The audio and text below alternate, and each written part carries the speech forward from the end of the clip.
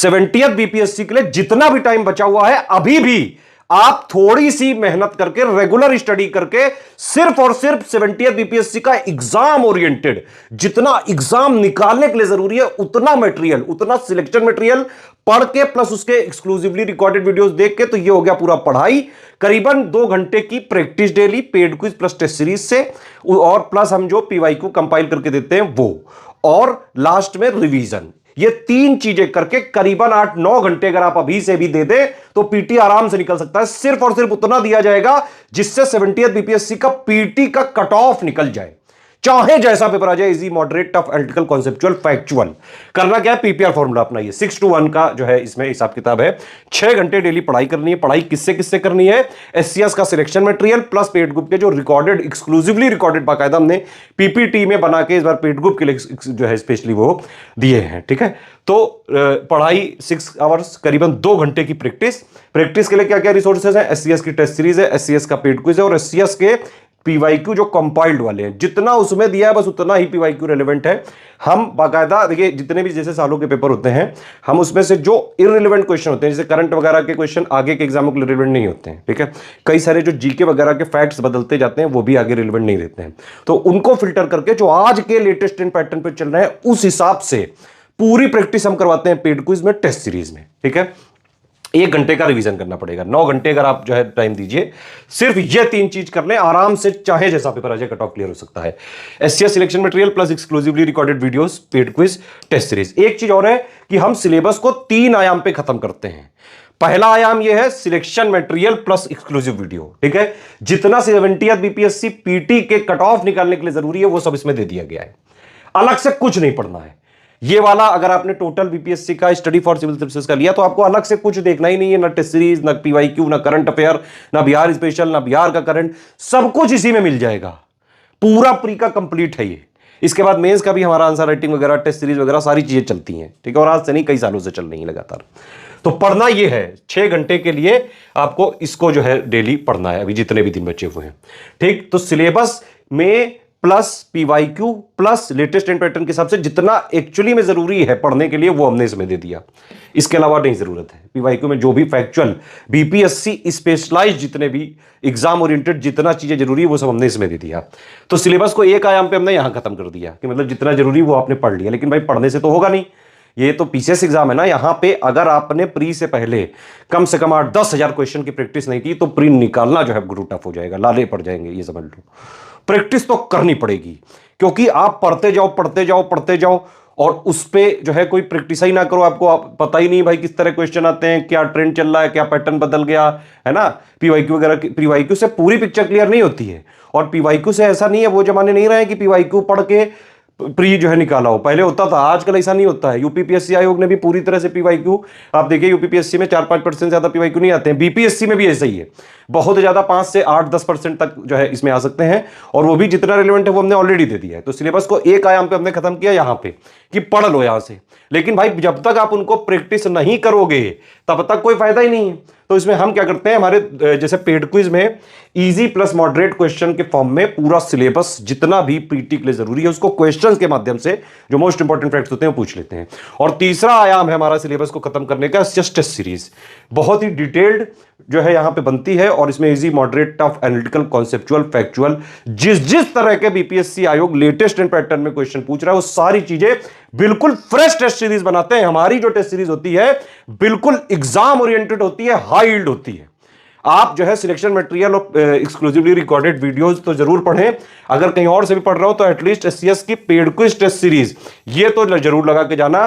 पूरे 150 जो क्वेश्चन आएंगे, लगभग 50% के आसपास क्वेश्चन आपको paid quiz plus test series से मिल सकते हैं। हर बार जो है इतना ही आते हैं लगभग, तो करीबन 70-75 क्वेश्चन तो आपको पेड क्विज टेस्ट सीरीज ही से मिल जाएंगे जो हमने कराए हुए हैं, है ना। अभी के लिए जो है दिवाली वगैरह आप जरूर बनाएं, लेकिन पढ़ाई पे ज्यादा फोकस रखें। पटाखे खूब छुड़ाओ लेकिन पढ़ाई करते रहो, पढ़ो भी, प्रैक्टिस करो, रिवीजन करो। पीसीएस वगैरह के एग्जाम में आप एक बात समझ लो, चाहे दुनिया भर का कितना भी पढ़ लो, अगर प्रैक्टिस नहीं कर लो तो प्रिव्यू नहीं होगा, साफ बात एकदम।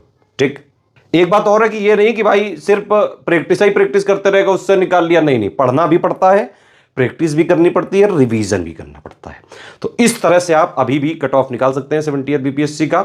एससीएस का सिलेक्शन मटेरियल, पेड ग्रुप में जो exclusively recorded videos plus paid quiz plus test series, ये 3 चीजें अगर आपने करीबन डेली 9 घंटे पढ़ लिया, 9 घंटे मतलब टोटल स्टडी आवर्स, 6 घंटे पढ़ाई, 2 घंटे की प्रैक्टिस, 1 घंटे रिवीजन, इतना कर लिया, जितने दिन बचे आराम से चाहे जैसा पेपर आ जाए कट ऑफ ग्रुप फोड़ के आओगे। देखिए हमारे ऐप में बाकायदा सिलेक्शन मटेरियल का पूरा कोर्स चल रहा है। Study for civil services app को आप इंस्टॉल कर सकते हैं। वहाँ पेड टेस्ट सीरीज वाले फोल्डर में जाएंगे तो टेस्ट सीरीज पूरी मिल जाएगी। अच्छे खासे नंबर के जो है हमने टेस्ट सीरीज दिए हुए हैं, इसमें 60 टेस्ट सीरीज दी हुई हैं ऐप में। और पेड क्विज के लिए हमारे नंबर पे आप जो है कॉल कर सकते हैं किसी भी क्वेरी के लिए और ज्वाइन कर सकते हैं। कोई भी सजेशन है, कोई कॉमेंट है, प्लीज वीडियो में कॉमेंट करके बताएं। चलिए भाई अपने अगले क्वेश्चन की तरफ बढ़ते हैं। 151वें क्वेश्चन की बात करते हैं, देख लेते हैं क्वेश्चन हमसे क्या कह रहा है। यहाँ पर आपको स्थान दिया गया है मुरी, मुरी झारखंड, ठीक है। में कौन सा महत्वपूर्ण उद्योग स्थापित है? भाई मुरी की अगर हम बात करें, झारखंड में जो मुरी नामक स्थान है, यहाँ पर आपको एक प्रमुख कंपनी का नाम याद रखना है और ये है हिंडाल्को, ठीक है। हिंडाल्को जो है वो यहीं पर स्थित है और ये जो है ये किससे संबंधित है तो आपको पता है, ये एल्युमिनियम उद्योग से संबंधित है। किससे संबंधित है? ये एल्युमिनियम उद्योग से संबंधित है। यानी कि यहाँ पर आंसर जो लग जाएगा वो ए आंसर लगेगा। मैथन, बाल पहाड़ी और तलैया बांध, 3 बांधों के नाम दे रखे हैं। मैथन, बाल पहाड़ी और तलैया बांध किस नदी पर बने हैं? ऑप्शन में दामोदर दे रखा है, बराकर दे रखा है, कोनार दे रखा है और बोकारो दे रखा है। भाई यहाँ पर एक चीज देखिएगा कि ये तीनों बांध जो है मैथन, बाल पहाड़ी, तलैया, ये झारखंड में स्थित है और ये किस नदी पर है तो याद रखिएगा ये बराकर, बराकर नदी पर स्थित है। किस पर है ये बराकर नदी पर स्थित है और ये तीनों बांध आपके झारखंड राज्य से संबंधित है। अगला क्वेश्चन देखते हैं, जमशेदपुर किस नदी के तट पर बसा हुआ है? दामोदर, ब्राह्मणी, स्वर्ण रेखा या अजय? भाई देखो जमशेदपुर के बारे में मैं आप लोगों को एक चीज बता दूं, जमशेदपुर जो है ये 2 नदियों के संगम पर बसा हुआ है, ठीक है। 2 नदियों के संगम पर है और 2 नदियां कौन कौन सी? तो एक नदी है स्वर्ण रेखा। कौन सी है? स्वर्ण रेखा। और एक नदी आपको याद रखना है, ये है खरकई, ठीक है। स्वर्ण रेखा और खरकई के संगम पर स्थित है प्रसिद्ध जमशेदपुर नगर, ठीक है। आगे की तरफ चलते हैं। नेक्स्ट क्वेश्चन यहाँ पर दे रखा है, कह रहा है इनमें से कौन सा सही है? सही बताना है, याद रखिएगा। पहला, बिहार कोयला और अभ्रक का मुख्य उत्पादक था। कोयला और माइका, ठीक है, इनका ये मेन प्रोड्यूसर था। 1911 में 1911 में उड़ीसा से अलग हुआ बिहार। अगला है, झारखंड बनने के बाद बिहार की सीमा उड़ीसा से छूती है। बिहार में एक पक्षीय विधायिका है। तो भैया ये भी गलत है क्योंकि विधानसभा विधान परिषद है।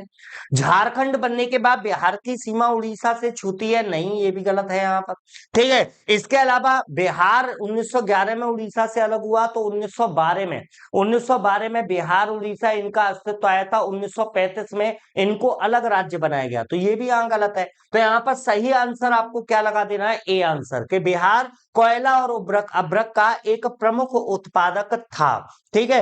अगले क्वेश्चन की तरफ पढ़ जाते हैं और यहाँ पर देखिए, गुजरात की राजधानी आपसे पूछी गई है, ठीक है। गुजरात की राजधानी का नाम क्या है? तो भाई सिंपल सी बात है, गुजरात की राजधानी, ये तो वन लाइनर फैक्ट है, याद कर लीजिएगा, गांधीनगर आपको याद रखना है। कौन सा याद रखना है आपको? गांधीनगर याद रखना है। आगे की तरफ चलते हैं, अगले क्वेश्चन की तरफ बढ़ते हैं। अगला क्वेश्चन आपके सामने 156वां कह रहा है, पूर्वी घाट और पश्चिमी घाट, ठीक है, पूर्वी घाट और पश्चिमी घाट का समापन बिंदु कहां पर है? भाई ये क्वेश्चन कई लैंग्वेज बदल बदल का पूछा था। कभी तो इस तरीके से आया था, आपसे कहता है कि पूर्वी घाट और पश्चिमी घाट आपस में कहां पर मिलते हैं, ठीक है। यहाँ पर कह रहा है पूर्वी यानी कि वेस्टर्न घाट और ईस्टर्न घाट जो है इनका समापन बिंदु कहां पर है? तो ये आपको नीलगिरी की पहाड़ियां याद रखना है। नीलगिरी की जो पहाड़ियां हैं वहां पर पूर्वी घाट पश्चिमी घाट से मिलता है। अनाई मुड़ी की मैं बात करूं तो अनाई मुड़ी पश्चिमी घाट पर स्थित सबसे ऊंची चोटी है, ठीक है। अनाई मुड़ी पश्चिमी घाट पर स्थित सबसे ऊंची चोटी और दक्षिण भारत की सबसे ऊंची चोटी जो है वो अनाई मुड़ी, ठीक है। इसके अलावा अनाई मुड़ी अन्नामलाई पर्वतमाला का हिस्सा है। अगले चलते हैं, यहाँ पर भाई कथन कारण वाला क्वेश्चन, एसरसर रीजन, ठीक है। क्या कह रहा है? भारत के 14 सार्वजनिक क्षेत्र की रिफाइनरियों में से 7 तट आधारित हैं। है ना, of the 14 public sector refineries of India 7 are shore based. मतलब ज्यादातर आप ये कह सकते हो ज्यादातर जो रिफाइनरी हैं वो कोस्टल एरिया पर हैं, यानी तटीय क्षेत्रों में हैं। सही बात है। इसके अलावा कच्चा पेट्रोलियम की बड़ी मात्रा में किनारे और ऑफ किनारे तेल क्षेत्रों से उपलब्ध हैं। Large quantities of crude petroleum are available from onshore and offshore oil fields. ठीक है, ये बात भी सही है कि भैया जो तटीय क्षेत्र होते हैं उन तटीय क्षेत्रों में कच्चा पेट्रोल अधिक मात्रा में प्राप्त होता है, इसी वजह से तो रिफाइनरी वहां पर केंद्रित है। यानी कि यहाँ पर ए और आर दोनों सही है, और आर जो है वो ए की सही व्याख्या करता है, यानी आंसर आपको क्या लगा देना है, ए आंसर लगा देना है ना। 2001 की जनगणना के अनुसार भारतीय राज्यों के निम्नलिखित में से कौन सा समूह जनसंख्या घनत्व के सही अवरोही क्रम को दर्शाता है। भाई अवरोही की बात कर रहा है, डिसेंडिंग ऑर्डर की बात कर रहा है। ठीक है, डिसेंडिंग ऑर्डर मतलब अधिक से कम की तरफ। ठीक है, यहां पर देखिएगा भाई कि किसकी बात कर रहा है, जनगणना के भारतीय राज्यों के निम्नलिखित में से कौन सा समूह जनसंख्या घनत्व के आधार पर है। तो भैया यहां पर देखिएगा आपके पंजाब तमिलनाडु हरियाणा, है ना। तो पंजाब तमिलनाडु हरियाणा में मैं बात करूं तो इसमें पंजाब का सबसे ज्यादा है, आंसर यही है। ठीक है, पंजाब के बाद नंबर है तमिलनाडु का, फिर है हरियाणा का, और फिर है महाराष्ट्र का। यानी आंसर आपको क्या लगा देना है, सी आंसर बिल्कुल करेक्ट होगा। अगला क्वेश्चन देख लेते हैं, कितने मिलियन वर्ष पहले दुनिया के महान फोल्ड पहाड़ों का गठन हुआ। वलित पर्वतों की बात कर रहा है भाई, मोरदार पर्वतों की बात कर रहा है, फोल्डेड माउंटेन की बात कर रहा है। तो वलित पर्वतों का जो निर्माण हुआ ये लगभग आज से 30 मिलियन वर्ष पहले, कितना, आज से 30 मिलियन वर्ष पहले वलित पर्वत, जो नवीन वलित पर्वत हैं उनका क्या हुआ है, निर्माण हुआ है या गठन हुआ है। अगला क्वेश्चन, विश्व के 80% सक्रिय ज्वालामुखी निम्न में से किस बेल्ट में मौजूद है। अटलांटिक महासागर बेल्ट, मध्य महाद्वीपीय बेल्ट यानी मिड कॉन्टिनेंटल बेल्ट, एक है सरकम पैसिफिक बेल्ट, और एक है इंडियन ओशन बेल्ट, हिंद महासागर। ठीक है, तो भैया प्रशांत, ये तो आपको याद ही है ना, ये परिप्रशांत पेटी भी कहलाती है। ठीक है, परिप्रशांत पेटी जो है, या आप कहिएगा भैया के परिप्रशांत पेटी जो है, इसको आप रिंग ऑफ फायर के नाम से भी जानते हैं। तो ये तो आंसर होगा ही होगा, यानी 3 तो कंफर्म है। अब 3 कंफर्म है तो तीन ऑप्शन में दिख रहा है, देखो करने का तरीका बता रहा हूं, चौथा ऑप्शन तो अपने आप बाहर हो गया।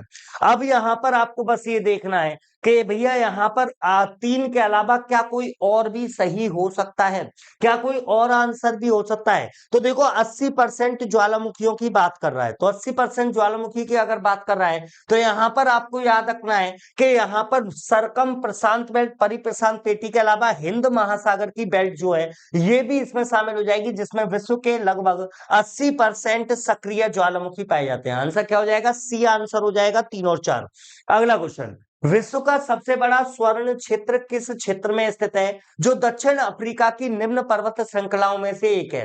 रोंगर वेल्डबर्ग, ग्रांट स्वार्टवर्ग, विटवाट्स रेंज या ड्रेकेंसबर्ग। भाई देखो स्वर्ण के बारे में बात कर रहा है, सोने के बारे में बात कर रहा है, स्वर्ण क्षेत्र के बारे में बात कर रहा है। तो यहां पर आपको याद रखना है स्वर्ण क्षेत्रों की बात आती है तो उनमें प्रमुख रूप से एक नाम आपको याद रखना है विटवाट्सरैंड का। विटवाट्सरैंड जो दक्षिण अफ्रीका का क्षेत्र है ये सोने के उत्पादन यानी कि स्वर्ण क्षेत्र के रूप में जाना जाता है। अगला क्वेश्चन है, दुनिया की सबसे बड़ी संभावित जल ऊर्जा नदी घाटियों में से कुछ है। मतलब जो नदियां हैं, मतलब जहां से सर्वाधिक जल ऊर्जा उत्पन्न की जा सकती है। जल ऊर्जा मतलब आप कह सकते हैं बिजली से मतलब है, इलेक्ट्रिसिटी से मतलब है। ठीक है, तो वो कहां पर, इनमें से किन घाटियों में है। तो भैया कांगो नदी अफ्रीका की, है ना, अफ्रीका की कांगो नदी तो 100% होगा ही होगा। ठीक है, यहां पर आपको आंसर क्या लगाना है, तो कांगो, कोलंबिया और यांगजी। ठीक है, कांगो, कोलंबिया और यांगजी, ये 3 नदियां जो हैं यहां पर भाई आपके ज्यादा संभावनाएं हैं जल ऊर्जा को उत्पन्न करने का। अगले क्वेश्चन की तरफ चलते हैं, कह रहा है इनमें से किस सिद्धांत के अनुसार हम विश्व की 2/3 जनसंख्या की मधुमक्खी के रूप में एकाग्रता पाते हैं। मतलब क्या है, आप ये कह सकते हैं कि विश्व की 2/3 पॉपुलेशन केवल यहीं पर निवास करती है। कहां पर, उत्तर पूर्वी यूएसए में ना जी, मध्य यूरोप में ना जी, दक्षिण पूर्वी एशिया में या उत्तर पश्चिमी यूरोप में।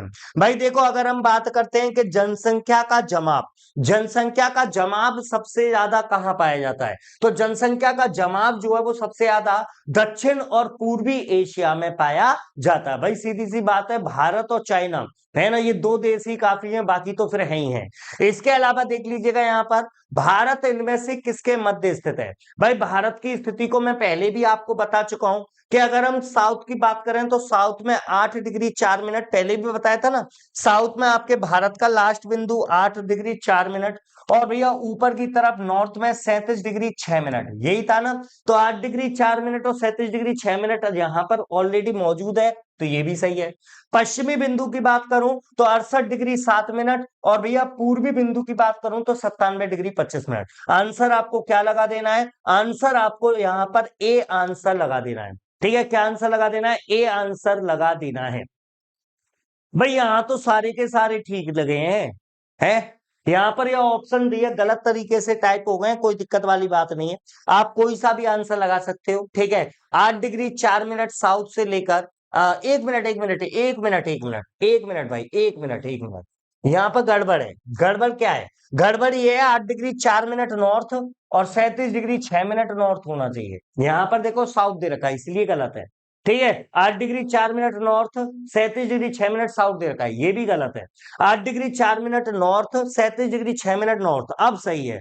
68 डिग्री 7 मिनट वेस्ट और 97 डिग्री 25 मिनट वेस्ट। ठीक है, तो यहाँ पर सही आंसर जो लगाना है आपको वही लगाना है। और यहाँ पर भी मैं आपको बता दूं तो 68 डिग्री 7 मिनट जो है ये पूर्वी देशांतर को दिखाता है। भाई किसको, पूर्वी देशांतर, क्योंकि आपको पता है भारत ग्लोब पर कहाँ स्थित है, तो उत्तर पूर्वी गोलार्ध में, है ना। ट्रांस हिमालयी नदियां कौन सी हैं, ट्रांस हिमालय जानते हो भैया, है ना, ट्रांस हिमालय जानते हो, नहीं जानते, चलो बता देते हैं। ठीक है भैया, ये वाली भारत की स्थिति, हमारा भारत, प्यारा भारत, अपना भारत, ठीक है, ये भारत की स्थिति सभी लोगों को पता ही है। हमें इतने मैप की आवश्यकता है तो मैं उतना ही मैप यहाँ पर ले लेता हूं, है ना, जिससे मैं चीजों को आपको अच्छे से समझा पाऊं। तो भैया यहाँ पर देखिएगा कि हिमालय पर्वत श्रृंखला की स्थिति की अगर हम बात करते हैं तो हिमालय पर्वत श्रृंखला के सबसे बाहर की, भारत के बाहर, ठीक है, ट्रांस हिमालय स्थित है। ट्रांस हिमालय जो है ये 4 श्रेणियों में बटा हुआ है। ठीक है, 4 श्रेणियां कौन कौन सी, इसमें सबसे ऊपर मिलेगी कराकोरम श्रेणी। कौन सी मिलेगी सबसे ऊपर आपको, यहां पर ये कराकोरम श्रेणी। ठीक है, कराकोरम श्रेणी मिलेगी। कराकोरम के बाद में आपको यहाँ पर मिल जाएगा दूसरा, ये है लद्दाख श्रेणी। ठीक है, ये वाली श्रेणी, ये कौन सी है, ये आपके लद्दाख श्रेणी। ठीक है, लद्दाख के बाद में फिर आपको तीसरी श्रेणी जो मिलेगी ये है आपके जास्कर। ठीक है, तीसरी श्रेणी जो है ये है आपके जास्कर श्रेणी। ठीक है, और भैया इसके अलावा आपके चौथी श्रेणी आपको मिलेगी, और चौथी श्रेणी, ठीक है, ये चौथी श्रेणी जो है ये है आपकी कैलाश श्रेणी। ठीक है, कैलाश रेंज, ये चारों रेंज जो है कराकोरम, लद्दाख, जास्कर और कैलाश। ठीक है, यहां पर इन चारों को मिलाकर आप नाम देते हो, ये कहलाता है ट्रांस हिमालय। क्या कहलाते हैं ये चारों, ट्रांस हिमालय कहलाते हैं, या इसको आप पार हिमालय के नाम से भी जानते हो। ठीक है भाई, इसके बाद में आपको पता है भैया कि अगर हम बात करते हैं हिमालय की तो पूरा जम्मू कश्मीर से होते हुए नीचे यहाँ हिमाचल प्रदेश वगैरह, थोड़ा बहुत उत्तराखंड टच करते हुए, नेपाल होते हुए, तिब्बत में गुजरते हुए, भूटान होते हुए, और फिर म्यांमार में नीचे की तरफ मुड़ जाती है। म्यांमार में इसको क्या कह देते हैं, अराकान यूमा के नाम से जानते हैं, नाम तो सुना ही होगा, अराकान यूमा। ठीक है, और भैया ये जो भारत का जो आपका भाग है ये कौन सा है, ये कहलाता है ग्रेट हिमालय। ये क्या कहलाता है, ग्रेट हिमालय कहलाता है।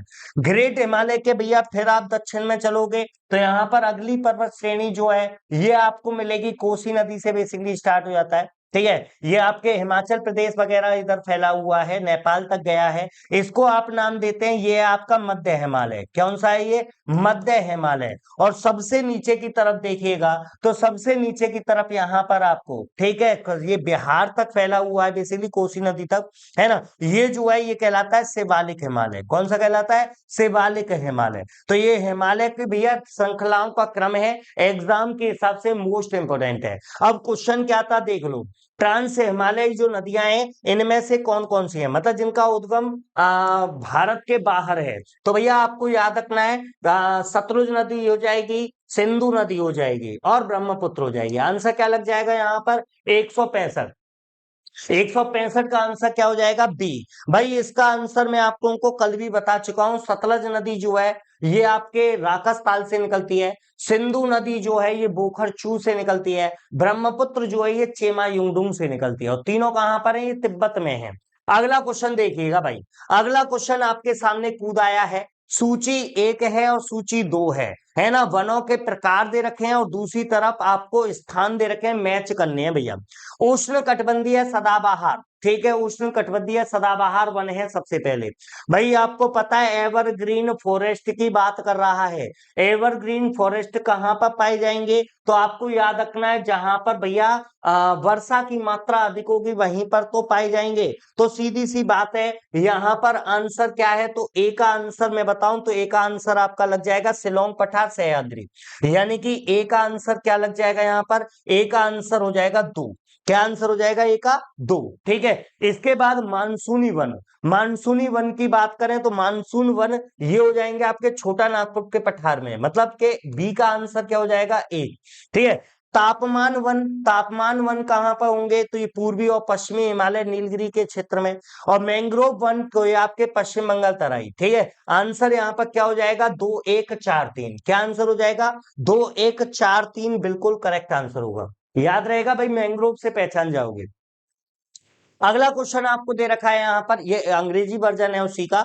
अगला क्वेश्चन देख लेते हैं। आपसे कह रहा है 90 डिग्री पूर्वी देशांतर पर स्थित थिम्पू का स्थानीय समय निर्धारित कीजिए जब ग्रीनविच में दोपहर के 12 बजे हैं। भाई देखो 90 डिग्री पूर्वी देशांतर पर है थिम्पू, इसके अनुसार, ठीक है। अब यहाँ पर 0 डिग्री पर कितना बज रहा है? तो 0 डिग्री पर बज रहे हैं भैया दोपहर के 12, है ना। आपको पता है हमारी पृथ्वी अपनी धुरी पर एक चक्कर लगाने में 24 घंटे लेती है, 24 घंटे में एक बार घूम जाती है ना। तो भैया 1 घंटे में कितना घूमेगी? तो 15 डिग्री। 15 डिग्री कितने घंटे में घूम रही है हमारी पृथ्वी? 1 घंटे में। तो भैया 1 घंटे में 60 मिनट होते हैं, तो भैया 60 मिनट में आपकी पृथ्वी, ठीक है, 15 डिग्री घूमने में, यहां पर ऐसे कर लो, 15 डिग्री घूमने में समय लगता है 60 मिनट। तो सीधी सी बात, 1 डिग्री घूमने में कितना समय लगेगा? तो भैया 15 का भाग लगा दो, यानी कि 4 मिनट। यानी 1 डिग्री घूमने में हमारी पृथ्वी कितना समय लेती है? 4 मिनट। अगर मैं थिम्पू भूटान की बात करूं तो ये आपको पता है, ये जो ग्रीनविच रेखा है उस ग्रीनविच रेखा से पूर्व में स्थित है, यानी कि समय बढ़ा हुआ आएगा, है ना। कितना आगे है? 90 डिग्री, है ना, 90 डिग्री आगे है। 1 डिग्री में कितने मिनट बढ़ते हैं? 4 मिनट बढ़ते हैं। तो 1 डिग्री में 4 मिनट, तो 90 में कितने बढ़ जाएंगे? तो 9 चौक 36, यानी कि 360, ठीक है। कितने? 360 मिनट। 360 मिनट के घंटे बना दो, कितने घंटे बन गए? 6 घंटे। अब भैया वहां पर कितने बजे थे? दोपहर के 12। तो सीधी सी बात है, 6 घंटे समय को आगे ले जाओ, आंसर क्या हो जाएगा? 6 PM, ठीक है। क्या आंसर हो जाएगा? 6 PM आंसर हो जाएगा। भाई सबको समझ में आ गया अच्छे से? चलिए आगे की तरफ चलते हैं। अगला क्वेश्चन यहाँ पर है कि कह रहा है कि भारत में तांबा, सोना, लोहा, कोयला किन किन स्थानों से जुड़ा है? तांबा खेतड़ी की खान से जुड़ा है, बिल्कुल ठीक बात है भाई। सोना कोलार से है, लोहा कुद्रेमुख और झरिया, यही आंसर है भैया। खेतड़ी की खान किसके लिए फेमस है? तांबे के लिए। कोलार की खान सोने के लिए, कुद्रेमुख लोहे के लिए, और झरिया जो है ये कोयले के लिए प्रसिद्ध है। यानी यहाँ पर जो आंसर लग गया वो आपका ए आंसर बिल्कुल करेक्ट है। अगला क्वेश्चन देख लेते हैं। कह रहा है इनमें से कौन सा राज्य थोरियम का अग्रणी उत्पादक है, मतलब जो थोरियम का उत्पादन अधिक करता है। थोरियम आपको पता है भैया रेडियो एक्टिव सब्सटेंस है। क्या है? रेडियो एक्टिव सब्सटेंस है। और भारत में जो केरल राज्य है, ये केरल राज्य थोरियम उत्पादन के साथ में विशेष रूप से जुड़ा हुआ है। अगला क्वेश्चन देख लीजिए। राज्य की विदेशी देश के साथ में कोई क्षेत्रीय सीमा नहीं है, मतलब इनमें से कौन सा ऐसा भारतीय राज्य है जिसकी किसी अन्य देश के साथ में सीमा नहीं मिलती? भाई राजस्थान की सीमा मिलती है, बिल्कुल मिलती है पाकिस्तान से। पंजाब की सीमा मिलती है, बिल्कुल मिलती है पाकिस्तान से, ठीक है। यहाँ पर बिहार की मिलती है, तो बिहार की सीमा किससे मिलती है? नेपाल से मिलती है, ठीक है। हरियाणा की नहीं मिलती भाई, ठीक है। हरियाणा की किसी अन्य देश के साथ में, राज्यों के साथ में अलग चीज है, लेकिन किसी देश के साथ में इसकी सीमाएं नहीं मिलती। आगे की तरफ चलते हैं, अगला क्वेश्चन देख लो। शक्ति स्थल किससे संबंधित है? भैया शक्ति स्थल आपको पता है समाधि है, ठीक है, समाधि स्थल है किसकी? श्रीमती इंदिरा गांधी। इंदिरा गांधी का जो समाधि है उसको क्या कहा जाता है? शक्ति स्थल। यहाँ पर राजीव गांधी पूछ रखे हैं, है ना, राजीव गांधी का पूछ सकता है कि राजीव गांधी का समाधि स्थल है उसको क्या कहते हैं? तो इसको नाम दिया था, ये वीर भूमि के नाम से आना जाता है। क्या? वीर भूमि। महात्मा गांधी का समाधि स्थल जो है इसको राजघाट के नाम से आना जाता है। और जवाहरलाल नेहरू का जो भैया समाधि स्थल है इसको आप शांति वन के नाम से जानते हो। किस नाम से जानते हो इसको? इसको आप शांति वन के नाम से जानते हो। क्लियर रहेगा? अगला क्वेश्चन देख लो। भारत की जनसंख्या 100 करोड़ का आंकड़ा कब छुआ? भाई आपको पता है अखबारों में काफी ज्यादा चर्चाओं में रहा था कि भारत की जनसंख्या 100 करोड़ पहुंच गई, 1 अरब। और कब पहुंची थी? तो यहाँ पर मई 2000 आपको याद रखना है। क्या याद रखना है? मई 2000 का समय आपको याद रखना है, तब जब आपकी जनसंख्या 100 करोड़ के आंकड़े को छू गई थी। अगला क्वेश्चन है 2001 की जनगणना के अनुसार लिंग अनुपात क्या है? भाई एक चीज देखिएगा, 2001 की जनगणना पूछा है, तो वर्तमान में याद रखना 2011 में पूछा जाए तो 2011 में आपका जो लिंग अनुपात है वो 943 है। 943 1000 पुरुषों पर, ठीक है। और अगर 2001 के अनुसार देखें तो प्रति 1000 पुरुष पर उस समय पर 933 महिलाएं उपलब्ध थी। यानी कि उस समय पर जो आपका लिंग अनुपात था वो 933 था, जो अब बढ़कर 943 हो गया है। अगला क्वेश्चन देख लेते हैं, भारत में कोर इंडस्ट्री क्या है? भाई देखो, कोर इंडस्ट्री का मतलब क्या होता है? ऐसी इंडस्ट्री, ऐसे उद्योग जिनके ऊपर अन्य उद्योग या पूरी अर्थव्यवस्था डिपेंड करती हो, उनको क्या कह देते हैं? उनको कोर इंडस्ट्री कहते हैं। और भैया बिजली हो, कोयला हो, पेट्रोलियम हो, ये चारों जो है, तीनों जो हैं, ये कोर इंडस्ट्रीज के तहत काउंट किए जाते हैं। अगला यहां पर देखिएगा, कह रहा है 64,000 किलोमीटर लंबाई, 2000 किलोमीटर से 2400 किलोमीटर चौड़ाई है ना, लेंथ दे रखी है, विड्थ दे रखी है। एक कटक है, ये रिज है, उत्तरी और दक्षिणी अटलांटिक महासागरीय द्रोणियों के मध्य से गुजरता हुआ हिंद महासागरीय द्रोणी और फिर ऑस्ट्रेलिया तथा अंटार्कटिका के बीच से दक्षिणी प्रशांत महासागरीय द्रोणी में प्रवेश करता है। यह कटक किस नाम से जाना जाता है? भाई इतनी खतरनाक लैंग्वेज लिखी है, ठीक है, इतनी खतरनाक लैंग्वेज लिखी है कि भैया आप लैंग्वेज में ही फंस कर रह जाते हो, आपको समझ में ही नहीं आता ये किसकी बात कर रहा है। तो लैंग्वेज से घबराने की आवश्यकता नहीं है, सारी इंफॉर्मेशन इसने खुद ही दे दी है। यहां पर याद रखेगा मध्य महासागरीय कटक, मिड ओशियन रिज याद रखेगा, जो बेसिकली उत्तरी अटलांटिक महासागर से प्रारंभ होती है और उत्तरी अटलांटिक महासागर से दक्षिणी अटलांटिक महासागर पहुंचती है, वहां से गुजरते हुए हिंद महासागर, फिर ऑस्ट्रेलिया अंटार्कटिका से दक्षिणी प्रशांत महासागर में प्रवेश करती है। ये कौन सी है? मध्य महासागरीय कटक, मिड ओशियन रिज। अगला क्वेश्चन देखिएगा, 2001 की जनगणना के अनुसार सबसे अधिक शहरी आबादी वाला राज्य कौन सा है?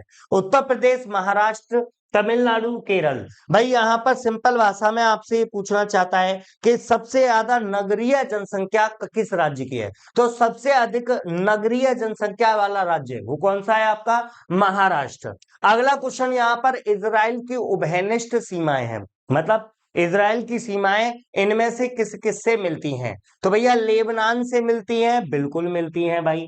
सीरिया से मिलती हैं, बिल्कुल मिलती हैं। जॉर्डन से मिलती हैं, 100% मिलती हैं। मिस्र से मिलती हैं, बिल्कुल मिलती हैं। तो इन चारों के साथ में इजराइल की सीमाएं लेबनान, सीरिया, जॉर्डन और मिस्र, ठीक है। इनकी राजधानियों के नाम आप कमेंट सेक्शन में बताना। अगला क्वेश्चन देख लो, चयनित देशों की अर्थव्यवस्था के बारे में निम्नलिखित में से कौन सा कथन सही नहीं है? याद रखिए क्या कह रहा है? नहीं है, मतलब गलत पूछ रहा है। यूएसए दुनिया के मक्का के उत्पादन का 50% से अधिक का हिस्सा है, लेकिन दुनिया के निर्यात का केवल 3% है। USA accounts for more than 50% of the world production of मेज but only 3% of the world export. कोई भी देश ऑस्ट्रेलिया से अधिक ऊन का उत्पादन और निर्यात नहीं करता, मतलब एक्सपोर्ट और प्रोडक्शन दोनों कौन ज्यादा कर रहा है? ऊन का। तो ये वाला कथन जो है वो आपसे कह रहा है कि वो ऑस्ट्रेलिया के द्वारा किया जाता है। ठीक है, तो भैया पहला वाला ये निर्यात जो दे रखा है यहाँ गलत है, ये वाला पॉइंट जो है ये भी गलत है। विश्व में डेयरी उत्पादों के अग्रणी उत्पादकों में भारत का स्थान है। तो भैया डेयरी उत्पाद कौन कौन से होते हैं, तो जो आपका दूध वगैरह या दूध से बने हुए जो उत्पाद होते हैं वो किस में आ जाते हैं, वो डेयरी उद्योग में आ जाते हैं। ये वाला अग्रणी उत्पादक दे रखा है, तो ये चीज यहाँ गलत है। यहाँ पर सही जो है वो ये है, दुनिया की 4% भेड़ आबादी के साथ न्यूजीलैंड के 2/3 उत्परिवर्तन और दुनिया के ऊन निर्यात का 1/6 हिस्सा है। ये बिल्कुल सही बात है। अगला क्वेश्चन, यहां पर भैया सूची दे रखी है आपको, है ना, सूची 1 सूची 2, इनको आपको क्या करना है, इनको आपको मैच करना है। ठीक है, रेल मार्ग दे रखे हैं, यूरोपीय ट्रांस कॉन्टिनेंटल रेल मार्ग, ठीक है, यूरोपीय ट्रांस कॉन्टिनेंटल रेल मार्ग, ये कहां से स्टार्ट होता है, ये आपसे पूछा रहा है, जगह पूछी आ रही है। यहां पर क्वेश्चन पर ध्यान दीजिएगा, स्थान आप लोगों को पता होना चाहिए। ठीक है, तो यहां पर यूरोपीय ट्रांस कॉन्टिनेंटल रेल मार्ग ये कहां से स्टार्ट होता है, पेरिस से लेकर वारसा तक। ठीक है, यानी ए का आंसर क्या हो जाएगा, ए का आंसर होगा 4। ट्रांस इंडियन रेल मार्ग, ठीक है, लेनिनग्राद से व्लादिवोस्टोक, ठीक है, ट्रांस इंडियन रेल मार्ग कहां से कहां तक हो जाएगा, तो ये हो जाएगा ब्यूनस आयर से वालपरेजो। ठीक है, यानी कि आंसर इसका क्या हो जाएगा, बी का आंसर 3। ठीक है, ट्रांस साइबेरियन रेल मार्ग ये कहां से कहां तक है, तो ये लेनिनग्राद से व्लादिवोस्टोक, यानी इसका आंसर होगा 2। ठीक है, ओरिएंट एक्सप्रेस तो ये हो जाएगा पेरिस से इस्तांबुल। ठीक है, यानी कि इसका आंसर हो जाएगा 1। 4 3 2 1, 4 3 2 1, यानी आंसर क्या हो जाएगा, 179 का आंसर बी यहां पर बिल्कुल करेक्ट होगा। क्लियर है, आगे की तरफ चलते हैं, अगला क्वेश्चन देख लो भाई, यहाँ ये अंग्रेजी वर्जन में है बस। चलिए, 2001 की जनगणना के अनुसार किस राज्य की साक्षरता दर देश की साक्षरता दर से कम है, मतलब इनमें से ऐसा कौन सा राज्य है जिसकी साक्षरता दर देश की साक्षरता दर उस समय पर जो देश की साक्षरता दर थी उससे भी कम था। ठीक है, तो यहां पर आपको उड़ीसा याद रखना है। कौन सा याद रखना है, उड़ीसा। उड़ीसा जो है ना, उड़ीसा की साक्षरता दर 2001 में जो राष्ट्रीय साक्षरता दर थी उससे क्या थी, कम। अगला देखिएगा भैया, कैसरसन रीजन का क्वेश्चन है, कह रहा है घाना तट पर सोने के समृद्ध प्लेसर जमाव होते हैं। भाई प्लेसर जमाव पिछले क्वेश्चन में मैंने आप लोगों को समझाया था, ब्राजील में सोने की सिराएं पाई जाती हैं। भाई ये वाला कथन सबसे पहले गौर करो कि ये कथन यहाँ पर ठीक है या गलत है, तो ये कथन ठीक है। ठीक है, किसी समय ये महाद्वीप अटलांटिक तट के साथ एक साथ संयुक्त था, इसी वजह से यहाँ पर आपको याद रखना है कि घाना के तट के पास में सोने के भंडार पाए जाते हैं। यहाँ पर दोनों सही होंगे और आर जो ए की क्या करेगा, सही व्याख्या। कह रहा है भूमि सुधार के गठन के बारे में निम्नलिखित कथनों पर विचार करिए। भाई पहला क्या दे रखा है, संरचनात्मक रूप से मेघालय पठार दक्कन पठार के एक विस्तारित हिस्से हैं, मतलब ये कहना चाहता है कि दक्कन का पठार जो है वही आगे चलकर विस्तारित होकर वो किस में बदल गया है, मेघालय के पठार में बदल गया है। सही बात है या गलत देखेंगे। ठीक है, तो भैया ये बिल्कुल करेक्ट है, दक्कन पठार छोटा नागपुर का पठार विस्तारित होकर कहां तक पहुंचता है, मेघालय के पठार तक। ठीक है, कश्मीर की घाटी का निर्माण एक शंखनाद में हुआ था, ये बिल्कुल सही है। गंगा के मैदान का निर्माण एक गहरी खाई में हुआ था, ये भी ठीक है। चीनी प्लेट के त्रिकोणीय अभिसरण के परिणाम स्वरूप हिमालय, गलत बात, ये यहाँ पर गलत है। चौथा गलत है, तो भैया जिस जिसमें चौथा है उसे हटा दो। ठीक है, जिस जिसमें चौथा है उसे हटा दो। यहाँ पर आंसर क्या लगाना है आपको, 1 2 और 3, तो यहाँ पर 2 ऑप्शन है भाई, दोनों में से कोई भी लगा देना। ठीक है, ऑप्शन गलत टाइप हो गया है, लेकिन पहला दूसरा तीसरा, ठीक है, पहला ऑप्शन दूसरा ऑप्शन और तीसरा ऑप्शन, ये तीनों ऑप्शन यहाँ पर ठीक होंगे। क्लियर रहेगा, चौथा ऑप्शन गलत है। अगला क्वेश्चन देख लो भैया, ये यहाँ पर अंग्रेजी वर्जन, भारत के पश्चिमी तट के किनारे कुछ लोहे और इस्पात संयंत्रों की योजना बनाई गई है, इस उद्योग की स्थानीय परिवर्तन का प्रमुख कारण क्या है। ठीक है, मतलब लोहे से संबंधित कुछ प्लांट वगैरह हैं, वो भारत में जो वेस्टर्न घाट है आपका, वेस्टर्न घाट के आसपास बनाने की योजना है, वो कहां पर है। ठीक है भाई। एक चीज मैं आप लोगों को बता दूं भाई, वैसे तो आप लोगों को पता ही है, आप लोगों का एग्जाम बिल्कुल पास में है, बिल्कुल सर पर आपके खड़ा हुआ है, और इस समय पर आप लोगों का प्लान यही होना चाहिए कि आप ज्यादा से ज्यादा प्रैक्टिस सेट, ज्यादा से ज्यादा मॉक टेस्ट लगाएं, क्योंकि वो आपको अपनी तैयारी को अच्छे तरीके से जांचने की ताकत देंगे। और यहाँ पर मैं आप लोगों को देखो, कोई भी मैं प्रैक्टिस सेट या मॉक टेस्ट आपका लगवा रहा हूं, तो मैं आप लोगों को पूरी एक्सप्लेनेशन के साथ लगवा रहा हूं, जिससे आप लोगों को यह भी पता पड़े कि ये आंसर है तो वो क्यों है। ठीक है। पश्चिमी तटीय क्षेत्र में परमाणु ऊर्जा उत्पादन में वृद्धि। दूसरा, गोवा और मध्य प्रदेश के कुछ हिस्सों में उच्च श्रेणी के लौह अयस्क के निक्षेप और यहां से स्टील के निर्यात के तुलनात्मक मामले। यही सही है भैया। भाई वास्तव में क्या हुआ है, तो आपको याद रखना है गोवा और मध्य प्रदेश। ठीक है, गोवा और मध्य प्रदेश जो है, वहां पर लौह अयस्क आयरन ओर के नए नए क्षेत्र प्राप्त हुए हैं। इसी वजह से स्टील प्लांट जो है वो उस तरफ क्या हो रहे हैं, अग्रसरित हो रहे हैं। भारत में दूसरी हरित क्रांति के बारे में क्या सच है, मतलब क्या सही है? इसका उद्देश्य हरित क्रांति से पहले से लाभान्वित क्षेत्रों में गेहूं और चावल के उत्पादन को बढ़ाना है। पहला पॉइंट तो ये है भाई। भाई आपको पता है कि पहली हरित क्रांति जो हुई थी, उस पहली हरित क्रांति से सबसे ज्यादा फायदा भैया गेहूं और चावल की फसल को ही हुआ था। ठीक है, यहां पर एक चीज देखेगा तो यहां पर हुआ था, लेकिन यहां पर कह रहा गेहूं और चावल के उत्पादन को बढ़ाना, ये चीज यहां पर दूसरी हरित क्रांति के बारे में गलत है। इसका उद्देश्य बीज जल उर्वरक प्रौद्योगिकियों को उन क्षेत्रों तक पहुंचाना जो कि हरित क्रांति से लाभ नहीं ले सके, क्योंकि पहली हरित क्रांति का ज्यादातर फायदा पंजाब हरियाणा आसपास के क्षेत्र। ठीक है, इसका उद्देश्य शुरुआत में हरित क्रांति का उपयोग करने वालों के अलावा फसलों की पैदावार बढ़ाना, ये गलत है। इसका उद्देश्य पशुपालन, सामाजिक वानिकी, मछली पकड़ने के साथ फसल की एकीकृत करना। यहाँ दूसरा और चौथा सही है भाई। ठीक है, दूसरा और चौथा ऑप्शन, यानी 104 84वें क्वेश्चन का आंसर जो है वो क्या लग जाएगा, सी आंसर बिल्कुल करेक्ट है। अगला क्वेश्चन देख लेते हैं फटाफट से, क्या कह रहा है भैया, ऊर्जा उत्पादन की बात कर रहा है, एनर्जी प्रोडक्शन की बात कर रहा है, और उसके कंजप्शन की बात कर रहा है। उसके बारे में इनमें से कौन सा सही नहीं है? आपसे कह रहा है इनके बारे में आपसे पूछा रहा है, तो उनके बारे में इनमें से कौन सा सही नहीं है। ठीक है, तो यहां पर गौर कीजिएगा, पिछले एक दशक के दौरान भारत में ऊर्जा उत्पादन में गिरावट आई है। सही बात। दुनिया में पूंजी प्रति पूंजी ऊर्जा की खपत भारत में सबसे कम है। ठीक है, मतलब हर व्यक्ति के द्वारा जो ऊर्जा एनर्जी का कंजप्शन किया जा रहा है वो दुनिया में सबसे कम भारत में है, ये भी ठीक है। ऊर्जा के गैर पारंपरिक स्रोत, ठीक है, नॉन कन्वेंशनल सोर्सेज, है ना। नॉन कन्वेंशनल सोर्सेज किन्हें को बोलते हैं कि जैसे पवन ऊर्जा वगैरह होती है, तो उनको इसमें रखा जाता है। भारत में उत्पादित कुल व्यावसायिक ऊर्जा का 1% से भी कम का योगदान करते हैं। और चौथा, उद्योग भारत में प्रमुख ऊर्जा खपत वाला क्षेत्र है। भाई यहाँ पर ये वाला ऑप्शन गलत है। ये जो परसेंटेज यहाँ पर दे रखा है ना, ये जो परसेंटेज आपको यहाँ पर दे रखा है, उस परसेंटेज के आधार पर ये वाला पॉइंट क्या है, गलत है। अगला क्वेश्चन यहाँ पर कह रहा है जनसंख्या विशेषताओं के संबंध में निम्नलिखित कथनों पर मनन कीजिए। ठीक है भाई, यहां पर देखो, बेसिकली जनसंख्या से संबंधित तो कुछ तथ्य दिए गए हैं, उन तथ्यों को आपको पढ़ना है, उसके हिसाब से आपको आंसर लगाना है। ठीक है, यहां पर देखिए पहला पॉइंट, वर्ष 1991 2001 के दशक में जनसंख्या की वृद्धि लगभग 21% की दर से हुई। सही बात है भाई। ठीक है, वर्ष 1991 की अपेक्षा 2001 में पुरुष और महिला साक्षरता का अंतर बढ़ गया। गलत बात। वर्ष 2001 की जनगणना के अनुसार देश में 35 ऐसे बड़े नगर हैं जिनमें कुल नगरीय जनसंख्या की लगभग 48% जनसंख्या निवास करती है। ये भी गलत। सही क्या है, 1991 के सेंसस में अनुत्पादक उपभोक्ताओं की संख्या में कमी का संकेत है।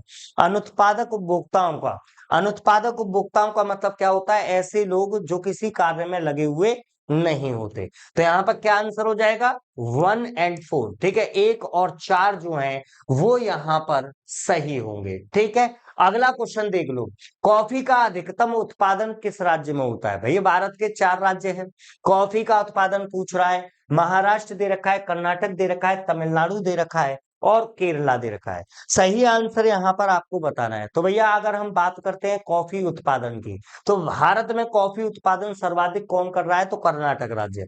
अगला देख लो, सूची दे रखी है भैया, सूची दे रखी है, मिलान करना है। ठीक है भैया, बाढ़ का क्षेत्र कौन सा होगा? तो भैया सीधी सी बात है, जहां गंगा यमुना मैदान है वो बाढ़ का क्षेत्र हो जाएगा, फ्लड का हो जाएगा। यानी कि ए का आंसर क्या बन गया, 3। ठीक है, ए का आंसर क्या बन गया, 3। लेकिन अभी तो 2 ऑप्शन में है भाई, ठीक है। भूकंप का कौन सा क्षेत्र है, तो हिमालय का गिरिपद क्षेत्र जो है, फुटप्रिंट जो है वो। तो भैया डी का आंसर हो गया एक। अभी तक भैया ए और बी में से ही बनना है आंसर। अगला क्या है, सूखा का क्षेत्र और चक्रवात का क्षेत्र। तो भैया सीधी सी बात है, चक्रवात कहाँ आएगा, चक्रवात वहां आएगा जो समुद्री किनारे होंगे, यानी कि भैया जो आपके मध्य पूर्वी भाग है, मतलब डी का आंसर क्या होगा 4। तो भैया सी का क्या हो जाएगा 2। आंसर क्या हो जाएगा यहाँ पर, ए आंसर बिल्कुल करेक्ट है ना। 188 का आंसर जो आपको लगाना है वो क्या लगाना है, एक मिनट, एक मिनट, एक मिनट, एक मिनट, एक मिनट, एक मिनट, ठीक है। यहां पर ये हो गया, है ना। चक्रवात का क्षेत्र कौन सा होगा, कोस्टल एरिया, मध्य पूर्वी भारत ही अलग है ना। कोस्टल एरिया होंगे, कोस्टल एरिया में कौन सा आ जाएगा, तो उड़ीसा यहां पर दे रखा है, उड़ीसा यानी चक्रवात 2 हुआ, ठीक है। आंसर क्या आ गया, बी आंसर लगेगा भाई, ठीक है। बाढ़ का क्षेत्र उत्तर प्रदेश और बिहार का मैदान हो जाएगा, भूकंप का क्षेत्र हिमालय का फुटप्रिंट हो जाएगा, सूखे वाला क्षेत्र जो है वो मध्य पूर्वी भारत होगा, और चक्रवात का क्षेत्र ये उड़ीसा पकड़ लो, उड़ीसा से आंसर लग जाएगा, ठीक है। चलिए अगले क्वेश्चन की तरफ आ जाओ। भारत में जनसंख्या वृद्धि के इतिहास में महान विभाजक वर्ष, ठीक है, या ग्रेट डिवीजन ईयर किसको कहा जाता है, भैया 1921 की जनसंख्या याद रखिए, ठीक है, 1921।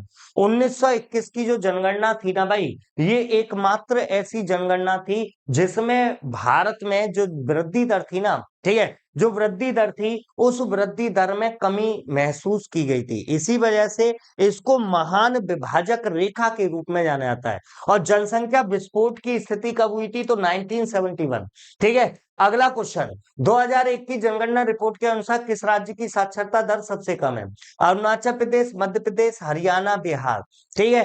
किस राज्य की साक्षरता दर सबसे कम है, इन ऑप्शन के हिसाब से आंसर लगाना है। तो भैया ऑप्शन के हिसाब से अगर आप आंसर यहां पर चूज करेंगे तो आपको क्या आंसर लगाना है, ठीक है, यहाँ पर। तो भैया यहाँ पर आपका हो जाएगा बिहार, ठीक है, यूपी बिहार उस समय पर थे। क्या कह रहा है भैया, क्वेश्चन पढ़िएगा, कौन सा समुद्री जैव विविधता के दृष्टिकोण से दुनिया का सबसे समृद्ध क्षेत्र है, ज्वालामुख, समुद्र तट, निकट तटीय पर्यावरण के जंगल, समुद्री घास, प्रवाल भित्तियां, नमक दलदल, मैंग्रोव के साथ 21 द्वीप शामिल हैं, ठीक है। Which one of the following is the world richest region from a marine biodiversity, मतलब जहां पर मरीन बायोडाइवर्सिटी अधिक पाई जाती है, कंप्राइसिंग 21 आइलैंड्स, भी 21 वहां पर आइलैंड्स पाए जाते हैं, एस्चुअरी पाए जाते हैं, बीचेस पाए जाते हैं, फॉरेस्ट ऑफ द नियर शोर एनवायरमेंट, सी ग्रासेस यानी समुद्री घासें पाई जाती हैं, प्रवाल भित्तियां पाई जाती हैं। तो इनमें से कौन सा क्षेत्र है, तो याद रखिएगा भारत में नंदा देवी, सुंदरबन, ये तो हटाओ, मन्नार की खाड़ी, मन्नार की खाड़ी बायोस्फीयर रिजर्व की बात कर रहा है भाई। मन्नार की खाड़ी बायोस्फीयर रिजर्व जो है, ये वो स्थान है जहां पर ये सारी क्वालिटीज आपको देखने को मिलेंगी। अगला देख लेते हैं भैया, यहाँ पर फिर से मिलान करना है। अत्यधिक गर्म की बात करें तो ए का आंसर एक हो गया भाई, ठीक है, ए का आंसर अत्यधिक गर्म। अत्यधिक गर्म क्या है, सहारा मरुस्थल, अल अजीजिया याद है ना सहारा का। तो ए का आंसर 4, ए का आंसर 4, मतलब आंसर या तो बी में है या डी में है, इतना कंफर्म है। अत्यधिक ठंडा, तो ठंडा क्या हो जाएगा, अंटार्कटिका, बी का आंसर क्या लगा देना है, बी का आंसर आपको लगा देना है 3, ठीक है। इसी से आंसर मिल गया, बस इसी से आंसर मिल गया। अत्यधिक वर्षा कहां पर हो जाएगी, तो अत्यधिक वर्षा हो जाएगी चेरापूंजी। अत्यधिक सूखा तो वो कहां पर है, चिली। क्लियर है, आंसर क्या हो गया, बी आंसर हो गया। अगला देख लो भाई, दक्षिणी गोलार्ध में सबसे बड़ा दिन, ठीक है, दक्षिणी गोलार्ध सदर्न हेमिस्फीयर का सबसे बड़ा दिन आपसे पूछ रहा है कौन सा होता है। भाई यहाँ पर गौर कीजिएगा, यहां पर गौर कीजिएगा, ये आपको पता है भैया, ये आपकी भूमध्य रेखा, ठीक है, ये आ गई हमारी भूमध्य रेखा, है ना, इक्वेटर लाइन, इक्वेटर लाइन। आपको पता है भैया, आपका जो सूर्य है, ठीक है, आपका जो सूर्य है, उस सूर्य का प्रकाश जो है वो हमारी पृथ्वी पर कर्क रेखा से मकर रेखा के बीच में लंबवत रहता है, ठीक है ना। कहां से कहां, तो कर्क रेखा, भाई कर्क रेखा का जो निर्धारण हुआ है या मकर रेखा का जो निर्धारण हुआ है वो इसी आधार पर तो हुआ है ना। तो आपको याद रखना है कि कर्क रेखा यानी कि ट्रॉपिक ऑफ कैंसर, ये क्या है, ट्रॉपिक ऑफ कैंसर, भैया कहां पर है, तो याद रखेगा ये आपके 23.5 डिग्री नॉर्थ। इसी तरीके से ट्रॉपिक ऑफ कैप्रिकॉन, ठीक है, ये कहां पे, यानी इसको मकर रेखा कहते हैं आप, मकर रेखा ये आपकी 23.5 डिग्री साउथ, ठीक है, यही तो है। अब होता क्या है, सूर्य का प्रकाश जो है वो साल भर इसी के बीच में क्या रहता है, लंबवत रहता है। यानी कि एक बार सूर्य का प्रकाश जो है वो कर्क रेखा तक जाएगा, इस तरीके से सूर्य का प्रकाश एक बार कर्क रेखा तक जाएगा, और एक बार सूर्य का प्रकाश जो है ये आपके मकर रेखा तक जाएगा। यही वाली बात है ना, ठीक है। इसी के आधार पर कर्क रेखा मकर रेखा का निर्धारण हुआ है। अब यहां पर आप गौर कीजिएगा, यहां पर आप गौर कीजिएगा, अगर मैं बात करता हूं कि जब सूर्य का प्रकाश कर्क रेखा पर लंबवत होता है, क्योंकि इसके ऊपर तो जा नहीं सकता है ना, अब इसके ऊपर नहीं जा सकता, तो इस दिन दिन जो होता है ये 21 जून का होता है। क्या होता है, 21 जून। 21 जून के बाद में सूर्य जो का प्रकाश जो है वो फिर नीचे की तरफ लौटना शुरू करता है, यानी ये प्रकाश यहां से गति करता हुआ नीचे की तरफ लौटना प्रारंभ करेगा। जब ये नीचे की तरफ लौटेगा तो भैया फिर क्या पड़ जाएगी, भूमध्य रेखा पड़ जाएगी, है ना।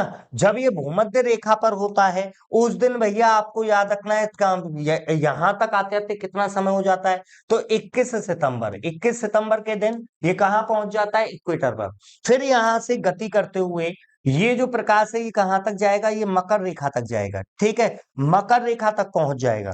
मकर रेखा पर जब ये पहुंचता है तो यहां पर आते आते डेट जो होती है ये हो जाती है 22 दिसंबर। क्या हो जाती है, 22 दिसंबर। यहां से यह जो है ये प्रकाश गति करता हुआ फिर ऊपर जाएगा, और फिर एक बार भूमध्य रेखा बीच में पड़ेगी, और यहां तक भैया यहां पर जो दिन होता है ये होता है 21 मार्च, ठीक है, 21 मार्च। ये है आपका 23 सितंबर, इसको 23 सितंबर कर लो, ठीक है। इसको थोड़ा सा सही कर देते हैं, है ना। यहां पर क्या आ जाएगा, 23 सितंबर। तो भैया ये आपके सूर्य के प्रकाश की स्थिति रहती है। इसी आधार पर आपको पता है कि 21 जून का दिन जो है इसको कर्क संक्रांति कहते हैं। क्या कहते हैं इसको, कर्क संक्रांति कहते हैं, है ना। या इसको समर सोल्स्टिस के नाम से जाना जाता है। क्या कहते हैं इसको, समर सोल्स्टिस। एग्जाम में ये भी क्वेश्चन आता है, याद रखिएगा 21 जून का दिन जो होता है उत्तरी गोलार्ध का सबसे लंबा दिन होता है। 22 दिसंबर इसको नाम दिया जाता है, ये कहलाता है मकर संक्रांति। क्या कहते हैं इसको, मकर संक्रांति। इसको बेसिकली विंटर सोल्स्टिस के नाम से जानते हैं। क्या कहते हैं इसको, विंटर सोल्स्टिस, ठीक है भैया। इसके बाद आपको भैया बीच में आपको पता है कि कर्क रेखा वो भूमध्य रेखा को भी आपके पार किया, तो भूमध्य रेखा पर यानी इक्वेटर पर सूर्य का प्रकाश कब लंबवत होता है, 21 मार्च 23 सितंबर को। और इस दिन, इन दोनों दिन क्या होगा, इन दोनों दिन पूरी पृथ्वी पर दिन और रात कैसे हो जाते हैं, बराबर। याद रखिएगा जो 23 सितंबर का दिन है इसको क्या नाम दिया था, इसको कहते हैं शरद विषुव। शरद विषुव, ठीक है, शरद विषुव। या इसी को हम लोग क्या कह देते हैं, इसको हम लोग कह देते हैं विंटर इक्विनॉक्स। क्या कहते हैं, विंटर इक्विनॉक्स। क्लियर है भाई। इसके अलावा यहाँ पर एक गौर कीजिएगा कि ऊपर यहाँ पर 21 मार्च जो है इसको क्या कहते हैं, इसको कहते हैं बसंत विषुव। बसंत विषुव, बसंत विषुव, या इसके लिए वर्ड आता है, इसको कह देते हैं स्प्रिंग इक्विनॉक्स। क्या कहते हैं, स्प्रिंग इक्विनॉक्स, ठीक है भाई। यहाँ पर एक और चीज याद रखिएगा, अंग्रेजी में इसके लिए शब्द जो है वो शरद विषुव जो है इसे ऑटम इक्विनॉक्स लिख सकता है। क्या लिखेगा इसे, ऑटम, ऑटम इक्विनॉक्स। तो कंफ्यूज मत होइएगा, हिंदी में शरद विषुव होगा, ठीक है। तो ये आपके सूर्य के प्रकाश के आधार पर ये स्थिति बनती है आपकी। तो सभी चारों दिनों को याद रखिएगा। हमारी पूरी पृथ्वी पर दिन रात कब बराबर होते हैं, तो 21 मार्च और 23 सितंबर आपको याद रखने हैं। अगला क्वेश्चन देख लीजिए, यहां पर क्या आंसर लग गया पिछले क्वेश्चन का। दक्षिणी गोलार्ध का सबसे बड़ा दिन कब होगा, 22 दिसंबर को होगा, ठीक है, 22 दिसंबर, है ना। आगे की तरफ चले, अगला क्वेश्चन यहां पर मैं लगा देता हूं आपके सामने, ये रहा। क्या कह रहा है, ग्रेट बैरियर रीफ कहां पर है, भैया आपको पता है प्रवाल भित्ति मैंने पढ़ाया था, कोरल रीफ, ठीक है। विश्व की सबसे लंबी प्रवाल भित्ति, विश्व की सबसे बड़ी प्रवाल भित्ति जो है वो ग्रेट बैरियर रीफ है, और ये कहां पर है, तो ये ऑस्ट्रेलिया में है। कहां पर है, ऑस्ट्रेलिया महाद्वीप, ठीक है। ऑस्ट्रेलिया महाद्वीप के बेसिकली पूर्वी किनारा जो है वहां पर फैली हुई आपको मिलेगी ग्रेट बैरियर रीफ। अगला क्वेश्चन देखिएगा, दक्षिण गंगोत्री कहां पर है, भाई दक्षिण गंगोत्री ये आपको पता है भारत का रिसर्च सेंटर है, ठीक है, ये भारत का रिसर्च सेंटर है। और ये रिसर्च सेंटर कहाँ पर स्थित है? तो ये अंटार्कटिका महाद्वीप पर स्थित है। आप लोगों से मेरा एक क्वेश्चन है, अंटार्कटिका महाद्वीप पर भारत के और कौन कौन से रिसर्च सेंटर हैं, उनके नाम लिखिएगा। अगला क्वेश्चन देखिएगा, यूरोप की एक पर्वत श्रृंखला है। भैया हिमालय आपको पता है, हिमालय कहाँ पड़ती है? एशिया महाद्वीप में पड़ता है। एंडीज पर्वतमाला कहाँ की है? तो ये आपके साउथ अमेरिका, दक्षिण अमेरिका में है। रॉकीज कहाँ पर है? तो ये आपके नॉर्थ अमेरिका, उत्तरी अमेरिका में है। यानी आल्प्स कहाँ पर होगा? तो ये यूरोप में स्थित है। अगला यहाँ पर देख लीजिए, दक्षिण अमेरिका की सबसे बड़ी नदी, ठीक है, नील दे रखा है, अमेजन दे रखा है, मिसिसिपी दे रखा है और गंगा दे रखा है। भैया देखो सिंपल सी बात है, गंगा कहाँ पर है? भारत में, ये तो निकल गया।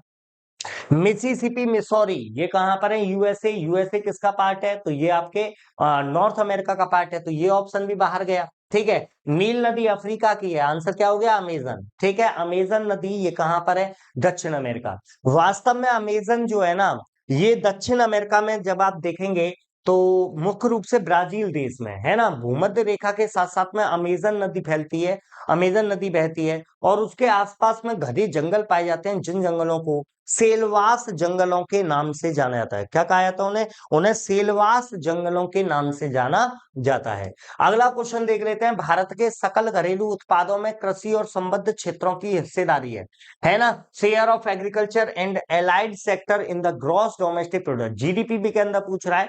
जीडीपी में एग्रीकल्चर और एग्रीकल्चर से जुड़े हुए जो उद्योग हैं, इंडस्ट्री हैं, उनका कितना पार्ट शामिल है? तो यहां पर आपको याद रखना है, ये लगभग 22% के आसपास है। डेटा है, याद कर लेना है डायरेक्ट, डाटा है, डेटा है, तो डायरेक्ट क्या कर लेना है? याद कर लेना है ना। 199वां क्वेश्चन है, 1991 से 2001 के दौरान भारत की साक्षरता दर में वृद्धि हुई थी।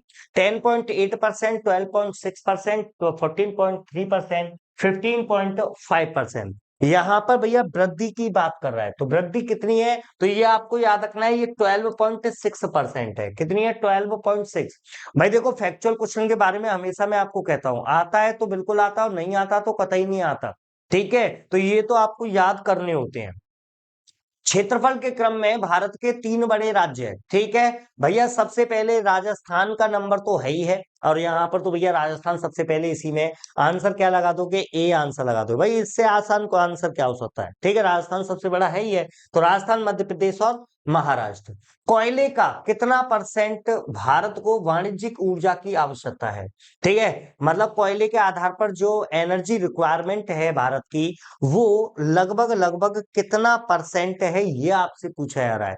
तो भैया याद रखिएगा, ये लगभग 67%। ठीक है, 67। भैया 2/3 पर जो आपके एनर्जी रिक्वायरमेंट है ना, वो केवल और केवल कोयले से ही प्राप्त की जाती है इंडिया में। अगला देख लीजिए, यहाँ पर भारत के सड़क यातायात का 40%, ठीक है, जो आपका ट्रैफिक है, रोड ट्रैफिक, वो किसके द्वारा वहन किया जाता है, किसके द्वारा कैरी किया जाता है? तो भैया नेशनल हाईवे, राष्ट्रीय हाईवे, नेशनल हाईवे जो है ना, ये भैया आपके जो रोड ट्रैफिक है उसके ज्यादातर भाग को कंट्रोल करने का काम करते हैं। अगला क्वेश्चन है, भारत की 47.78% सिंचाई क्षमता बनी है, इसके मध्य प्रमुख परियोजना, लघु और प्रमुख परियोजना, छोटी परियोजना, मध्यम परियोजना। यहाँ पर प्रोजेक्ट के बारे में पूछ रहा है, ज्यादातर प्रोजेक्ट जो हैं वो भारत में किस प्रकार के चलाए जा रहे हैं? तो ये किस प्रकार के चलाए जा रहे हैं? माइनर एंड मेजर प्रोजेक्ट, मतलब लघु भी बनाए जा रहे हैं और बड़े भी बनाए जा रहे हैं। अगला क्वेश्चन है, भारत में मुख्य रूप से अधिकतम वर्षा होती है। भैया मानसून के बारे में मैंने बताया था, ठीक है, मानसून के बारे में मैंने आपको बताया था। मानसून की भैया भारत में अगर हम मानसून की बात करते हैं तो भारत में मानसून अरब सागर से ही तो आता है, अरब सागर से ही ये भारत की मुख्य भूमि की तरफ आकर्षित होता है। अगर भैया यहाँ पर देखें आपके डायरेक्शन चार्ट पे, तो ये नॉर्थ हो गया, ये साउथ हो गया, ये ईस्ट हो गया, ये वेस्ट हो गया। इस एरो को उठाकर अगर मैं यहाँ पर डायरेक्शन चार्ट पे रखता हूं तो भारतीय मानसून की दिशा क्या बनती है? साउथ वेस्ट से नॉर्थ ईस्ट। यानी हमारे यहाँ पर जो मानसून आता है वो किस दिशा से आता है? तो ये दक्षिण पश्चिम से आता है। कहां से आता है? दक्षिण पश्चिम से। दक्षिण पश्चिम से ये मानसून आता है और किस ओर जाता है? तो ये उत्तर पूर्व दिशा की ओर आगे बढ़ता है। यानी यहाँ पर आंसर क्या लग जाएगा? सी आंसर बिल्कुल करेक्ट हुआ। और मानसून सबसे पहले किस राज्य में पहुंचता है? तो ये तो पता ही है आपको, केरल राज्य में मानसून सबसे पहले पहुंचता है। ठीक है, अगला क्वेश्चन, बिहार और उत्तर प्रदेश राज्यों की एक सम्मिलित सिंचाई परियोजना कौन सी है? दामोदर घाटी ना, कोसी परियोजना ना, सोना बैराज ना, गंडक। गंडक परियोजना, ठीक है। गंडक नदी पर गंडक परियोजना स्थित है और ये भैया आपके बिहार और यूपी इन दोनों की कंबाइंड प्रोजेक्ट है, ठीक है। अगला क्वेश्चन देख लो क्या कह रहा है, टकला मकान। टकला मकान है बेसिकली, ठीक है। टकला मकान जो डेजर्ट है, वो डेजर्ट मुख्य रूप से कहाँ पड़ेगा? कजाकिस्तान में पड़ेगा, तुर्कमेनिस्तान में पड़ेगा, उज्बेकिस्तान में पड़ेगा, चीन में पड़ेगा। तो ये कहाँ पड़ेगा टकला मकान? मुख्य रूप से याद रखिएगा, ये आपके चीन में पाया जाएगा, ठीक है। कंफ्यूज मत होइएगा। अगला क्वेश्चन, हिंद महासागर लाल सागर को कौन सी जल संधि जोड़ती है? भाई बढ़िया क्वेश्चन है, ठीक है। बढ़िया क्वेश्चन है, ऐसे क्वेश्चन बड़े पसंद आते हैं मुझे, है ना। यहाँ पर फिर से भैया यहाँ पर इसका पोस्टमार्टम कर लेते हैं, ठीक है। इस क्वेश्चन का थोड़ा सा पोस्टमार्टम कर लेते हैं। ये भैया आपको पता है, ये आपका आ गया अफ्रीका महाद्वीप। एक छोटा सा चित्र ले लेते हैं अफ्रीका। ऊपर ऊपर के भाग की आवश्यकता है, तो नीचे का भाग बनाने की आवश्यकता नहीं है, ठीक है। ये आपका अफ्रीका महाद्वीप देखने में ऐसा लगता है जैसे गोभी का फूल है, ठीक है। ऊपर की तरफ यहां से आपको पता है ये आपका यूरोप महाद्वीप आ जाता है, ठीक है। ये आपका बीच में ये इस तरीके से खुल जाएगा। खुलने के बाद में फिर एक बार यहाँ आकर, ठीक है, एक बार यहाँ आकर ये एक बार फिर से क्लोज हो जाता है, ठीक है। और फिर यहाँ आकर ये एक बार फिर से ओपन हो जाएगा, यही तो स्थिति है। और फिर आगे की तरफ बढ़ जाता है। यहाँ ऊपर भैया आपको पता है इधर आपके ये यूरोप महाद्वीप है, और यहाँ पर आपको पता है ये आपका पूरा एशिया महाद्वीप है, और ये जो है ये आपका कौन सा, ये आपका अफ्रीका महाद्वीप है। यही तो स्थिति है, ठीक है भैया। अब यहाँ पर गौर कीजिएगा, इधर की तरफ में ये आपका अटलांटिक महासागर आ जाता है। कौन सा? अटलांटिक ओशियन, है ना। यहाँ पर ये भूमध्य सागर आ जाता है, मेडिटेरियन सी, ठीक है, मेडिटेरियन सी। यहाँ पर ये वाली जो जगह है, यहाँ पर नहर है। कौन सी नहर है? तो आपको पता है ये स्वेज कैनाल है, स्वेज नहर है, ठीक है। यहाँ पर ये आपका रेड सी आ जाता है। कौन सा आ जाता है? रेड सी, मतलब लाल सागर आ जाता है। इसके अलावा यहाँ पर एक जल संधि मिलेगी, ठीक है। और नीचे की तरफ यहाँ पर आपको खाड़ी मिलेगी। कौन सी मिलेगी? खाड़ी मिलेगी। और ये खाड़ी जो है वो कौन सी है? तो ये खाड़ी होगी आपके ओमान की खाड़ी, ठीक है। कौन सी? यहाँ पर आपको मिल जाएगी। ये जो है ये जगह आपकी हो जाएगी अदन। कौन सी हो जाएगी? अदन की खाड़ी। इसको क्या नाम दे रहे हैं हम लोग? इसको हम लोग अदन की खाड़ी कह रहे हैं, ठीक है। क्या कह रहे हैं? अदन की खाड़ी। क्या नाम दिया मैंने इसको? अदन की खाड़ी इसको नाम दिया है, ठीक है। अब यहाँ पर गौर कीजिएगा, ये जो जल संधि है यहाँ पर, ये जो जल संधि है इसको नाम दिया था, ये है बाब अल मंदेब। कौन सी है ये? बाब अल मंदेब की जल संधि। बाब अल मंदेब की जल संधि जो है ये अदन की खाड़ी को लाल सागर से जोड़ने का काम करती है ना। स्वेज नहर जो है, ये स्वेज नहर लाल सागर को और भूमध्य सागर से जोड़ने का काम करती है। और इसके अलावा एक जल संधि यहाँ पर आपको मिलेगी, और ये जो है ये आपकी कहलाती है, इसको कहा जाता है जिब्राल्टर। इसको क्या कहते हैं? इसको कह देते हैं आप जिब्राल्टर जल संधि। जिब्राल्टर जल संधि जो है ना, इसे भूमध्य सागर की कुंजी के नाम से भी जाना जाता है, की ऑफ मेडिटेरियन सी, ठीक है। तो जिब्राल्टर जल संधि अटलांटिक महासागर को भूमध्य सागर से जोड़ती है।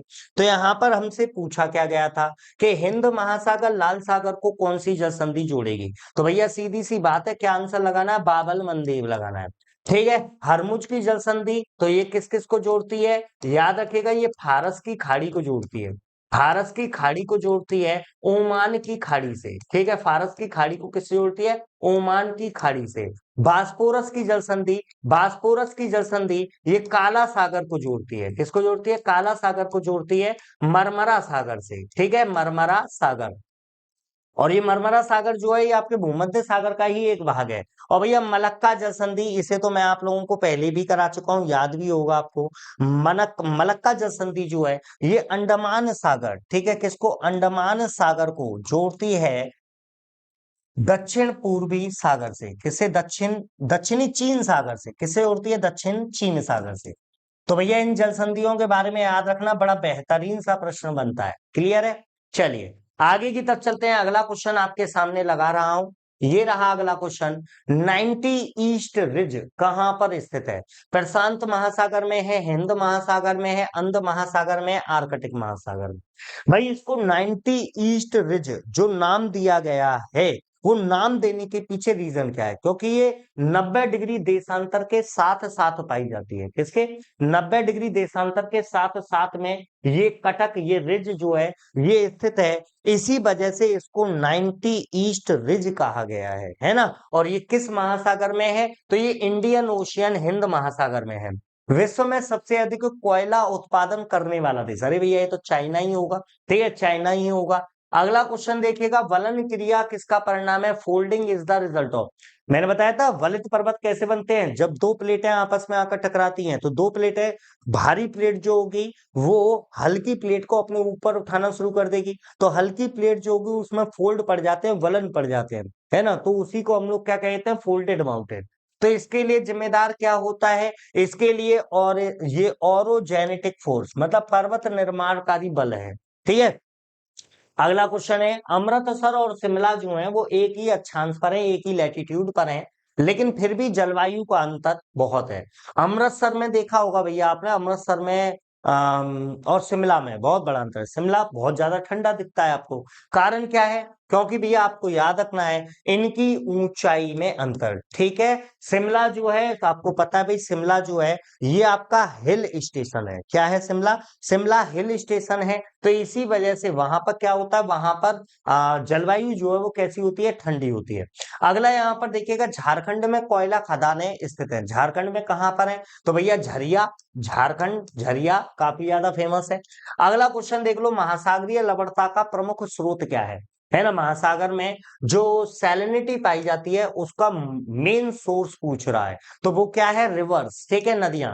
आपको पता है भैया नदियां जो होती हैं वो सागर में जाकर गिरती हैं, और जब नदियां सागर में जाकर गिरती हैं तो वो कहीं ना कहीं ओशियन की सैलिनिटी, यानी कि महासागरों की लवणता को प्रभावित करने का कार्य करती हैं। क्लियर रहेगा? अगला देख लीजिए क्वेश्चन क्या है यहाँ पर, त्रिवेणी नहर का निर्माण किस नदी पर किया गया है? कोसी पर, सोन पर, गंडक पर, मयूराक्षी? भाई नहर का नाम आपको दे रखा है, ठीक है, नहर का नाम आपको दे रखा है और कह रहा है कि त्रिवेणी नहर इनमें से किस नदी पर बनी हुई है? तो आंसर आपको गंडक नदी लगाना है। गंडक नदी पर है आपकी कौन सी? त्रिवेणी नहर। गलत नहीं होना चाहिए आगे से। अगला, गंडक नदी का दूसरा नाम क्या है? गंडक नदी को और किस नाम से जाना जाता है? तो भैया गंडक नदी को ही नारायणी के नाम से भी जाना जाता है। ठीक है, गंडक नदी जो है, इस गंडक नदी को आप लोग नारायणी नदी के नाम से भी जानते हैं। आगे की तरफ चलते हैं, अगला क्वेश्चन, टिस्को संयंत्र किसके नजदीक स्थित है? ठीक है, टाटा प्लांट जो है टिस्को, ठीक है, तो टाटा प्लांट के बारे में, टाटा स्टील प्लांट के बारे में आपसे पूछ रहा है कि ये जो है ये इनमें से किसके नजदीक स्थित है? तो ये भैया आपको याद रखना है टाटा नगर। क्या? टाटा नगर के ही नजदीक में क्या है? टिस्को संयंत्र। अगला देखिएगा, कौन से राज्य गन्ने के सबसे बड़े उत्पादक हैं? तो भैया गन्ने के उत्पादन की बात करें, अगर शुगर केन प्रोडक्शन की मैं बात करूं तो शुगर केन प्रोडक्शन में यूपी का नाम तो आप भूल ही नहीं सकते, तो उत्तर प्रदेश तो है ही है। अब उत्तर प्रदेश भैया यहाँ पर दो में ऑप्शन में है। अब उत्तर प्रदेश के साथ में बिहार दे रखा, राजस्थान, तो राजस्थान तो होगा नहीं। आंसर क्या हो जाएगा? बिहार और उत्तर प्रदेश। क्लियर है? अगला क्वेश्चन, किस राज्य में सबसे अधिक लोग अनुसूचित जाति से संबंधित हैं? ठीक है, मतलब कौन सा ऐसा स्टेट है जहां पर मोस्ट ऑफ द पॉपुलेशन जो है शेड्यूल कास्ट की वो निवास करती है? बिहार, पश्चिम बंगाल, उत्तर प्रदेश।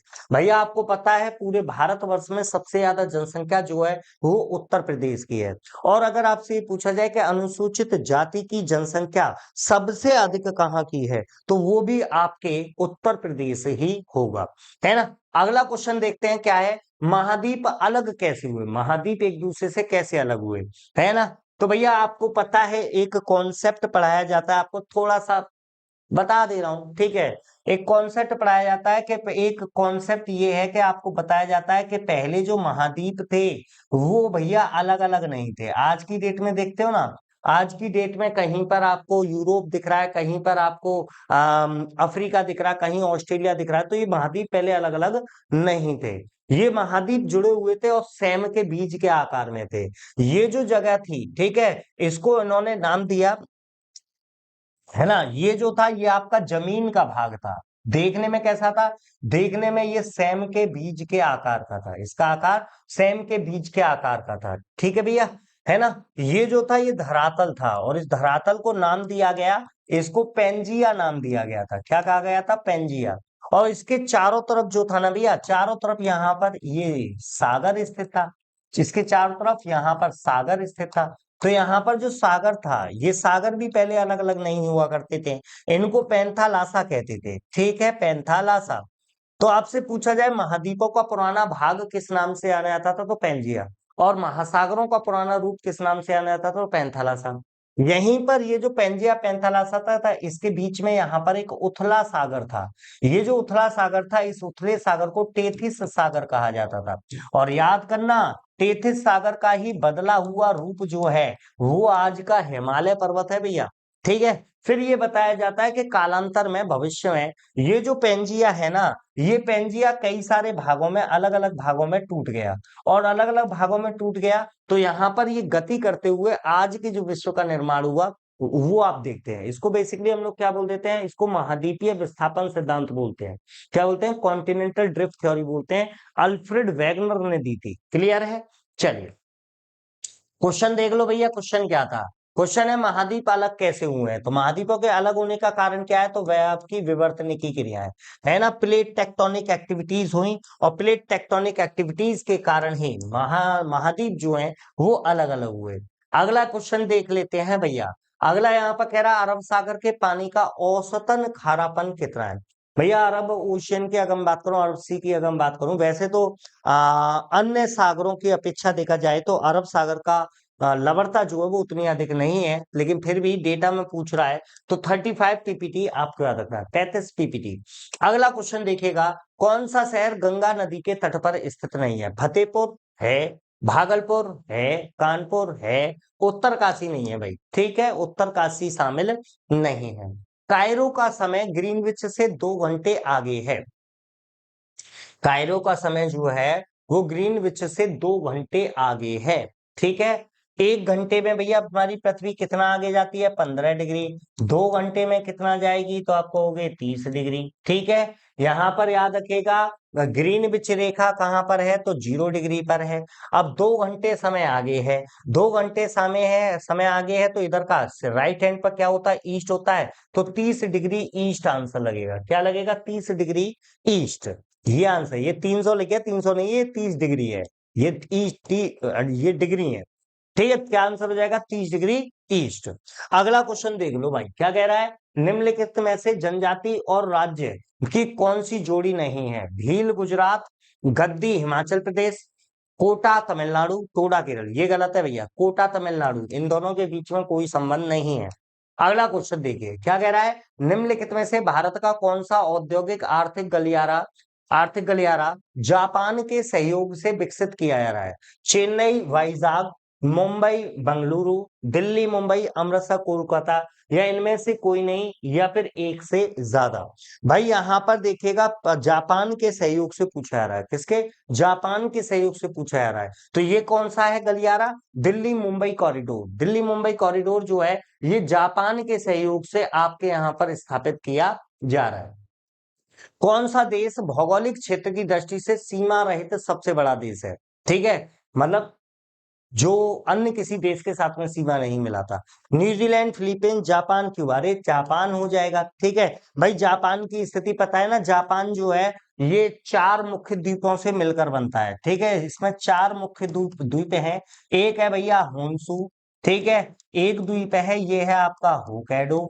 एक द्वीप है इसको कहते हैं क्यूशु, और एक द्वीप है जिसको आप सिकोकू के नाम से जानते हैं। ठीक है भैया, तो ये 4 द्वीपों पर आपका मुख्य रूप से जापान स्थित है। यहाँ पर पूछा गया है कि ऐसा कौन सा देश है जिसकी सीमाएं किसी अन्य देश के साथ में नहीं मिलती और द्वीपों पर बसा हुआ देश है, तो वो कौन सा है? आपका जापान। अगला क्वेश्चन देख लेते हैं, सर्वाधिक उत्तरी दक्षिणी लंबाई वाला सीमा वाला देश। ठीक है, उत्तरी दक्षिणी अक्षांशीय सीमा, मतलब जो अक्षांशीय विस्तार के हिसाब से जो जिसकी लंबाई सबसे ज्यादा है, उसके हिसाब से आपसे पूछ रहा है आंसर क्या है। तो यहाँ पर चिली देश याद रखिएगा। ठीक है, दक्षिण अमेरिका का चिली देश या अक्षांशीय विस्तार के हिसाब से क्या होगा, सबसे लंबाई वाला देश। अगला क्वेश्चन है, किस देश में सबसे अधिक संख्या में द्वीप हैं? फिलीपींस, इंडोनेशिया, मालदीव, क्यूबा या कोई नहीं या एक से अधिक? तो इंडोनेशिया याद रखिए, इंडोनेशिया आपको याद रखना है, इंडोनेशिया कंट्री आपको याद रखना है। इंडोनेशिया जो है ये आपका द्वीपीय देश है, द्वीपों से बना हुआ देश है ना, और कई सारे द्वीपों से मिलकर बना है। तो सबसे ज्यादा द्वीपों की संख्या जो है वो कहाँ है, इंडोनेशिया में है। अगला क्वेश्चन देख लेते हैं, कन्याकुमारी से सटी पहाड़ियां कौन सी हैं? कन्याकुमारी से सटी हुई पहाड़ियां, अन्नामलाई, नीलगिरी, कार्डामम या सेवरॉय या कोई नहीं या इनमें से एक से अधिक? तो भैया सीधी सी बात है, कार्डामम श्रेणी याद रखिए। कार्डामम श्रेणी जिसको हम लोग क्या कह देते हैं, इलायची की पहाड़ियां कहते हैं। क्या कहते हैं इसको? इसको आप इलायची की पहाड़ियों के नाम से भी जानते हो। ठीक है भैया, मसालों के लिए बहुत फेमस है। कार्डामम श्रेणी जो है ना, ये भारत की सबसे सदर्न मोस्ट आपकी पर्वत श्रृंखला है, ये आपको याद रखना है। कार्डामम श्रेणी, इलायची की पहाड़ियां भारत की दक्षिणतम श्रृंखलाएं, याद रखिएगा। अगला क्वेश्चन आपके सामने देखिएगा, निम्नलिखित में से गंगा नदी घाटी का भाग कौन सी उपनदी है?